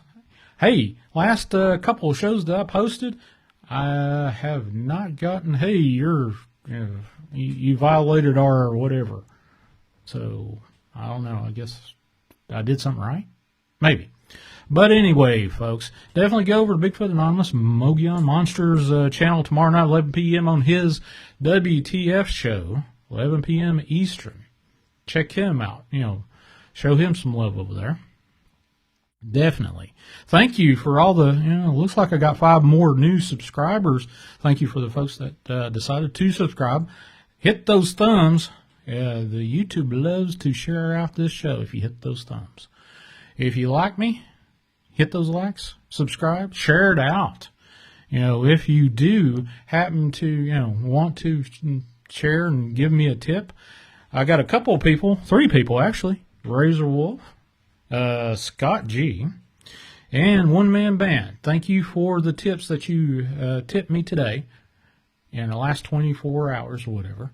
I appreciate it. That helps out quite a bit. Obviously, you love to say, hey, I do this for free, and I did this for free. I did this all out of my pocket for 2+ years, but now it's getting to the point where I've got to start expanding and, follow what God told me to follow. And do all this kind of stuff. But, that's just one of those things. Give you a shout out to... Hold on just a second. Let me get up my notes here. Make sure I got all this stuff. Remember stimulating your prayers. And his mother, Janice, she just got out of ICU and is in a step down and is going through a tight time with her health. Remember her in your prayers. And for all those fine folks out there, I'm going to end this with the way I usually end it, with a prayer. So, folks, I appreciate everyone that is part of the show today. Thank you for all the callers. Holy cow, can't do open lines without the callers. And every time you answer the phone, they're like, well, what's next? Crazy. But thank you for all those fine folks that decided to give me a tip, either on PayPal or on the Cash App. So, thank you. Now for the prayer. Dear God in heaven, thank you for this incredible opportunity that you have impressed upon me, blessed me with. Thank you, dear Father. Thank you for the folks that called in and participated in chat, and for the folks that listened to this even a second. Thank you. Please bless those folks and keep them safe from everything that is evil, negative, demonic, extraterrestrial, interdimensional, those that are indifferent to whether they want to harm us or not. Please, dear Father, I plead the blood of Jesus Christ on everyone, their houses. Keep them safe, secure, and prosperous for the days to come. And please bless my house, bless my family's houses, bless Terry's house, all the folks that are in chat right now. Bless those folks and keep them prosperous and healthy. And bless Janice. Stimulate's mother, and bless Stimulate. Keep them safe. Send your angels of healing and support to them and their family as they go through this hardship with Janice's illness. In Jesus Christ's name, I pray. Amen. Thanks, folks. Holy cow. Can you believe this is... Wait a minute. 3 hours and 19 minutes. 3 hours and 19 minutes with prayer included. Can you believe that? But, folks, as you know, you can reach out to me at SeanG@IamDarkWaters.com, the place for horror narrations best, the repository of all my shows, and over on, if you go to iTunes, look up Chasing the Truth Sean G. iTunes is being expanded, being upgraded with my shows daily. Thank you to Wes, Vic, for helping me upload that stuff over there. Without you, I probably wouldn't be able to do it, knowing my work ethic lately. But anyway, I appreciate you. Holy cow. Was this a Chasing the Truth, or was this a Chasing the Truth? Thank you, folks, for everything. And let's... hold on just a second. I should have loaded this up before. But here we go. Thank you, folks. See you this Saturday. I don't know who I'm going to have on. And for update for the folks that finally are at the end of this, I should have had this update at the first. Stan Deo, he could not make my last show Saturday night over on Dark Waters channel because he had some surgery and was in bed with kidney stones. God bless him and his family, and I hope he's over it. I'm going to try to rearrange and get him back on my show. But there's the update for that, for Stan Dale. He's going to be back on my show, but have not done the arrangements yet. He was out with a kidney stone, unfortunately. But God bless him and his family, and hope that God keeps him strong. All right, folks, here we go.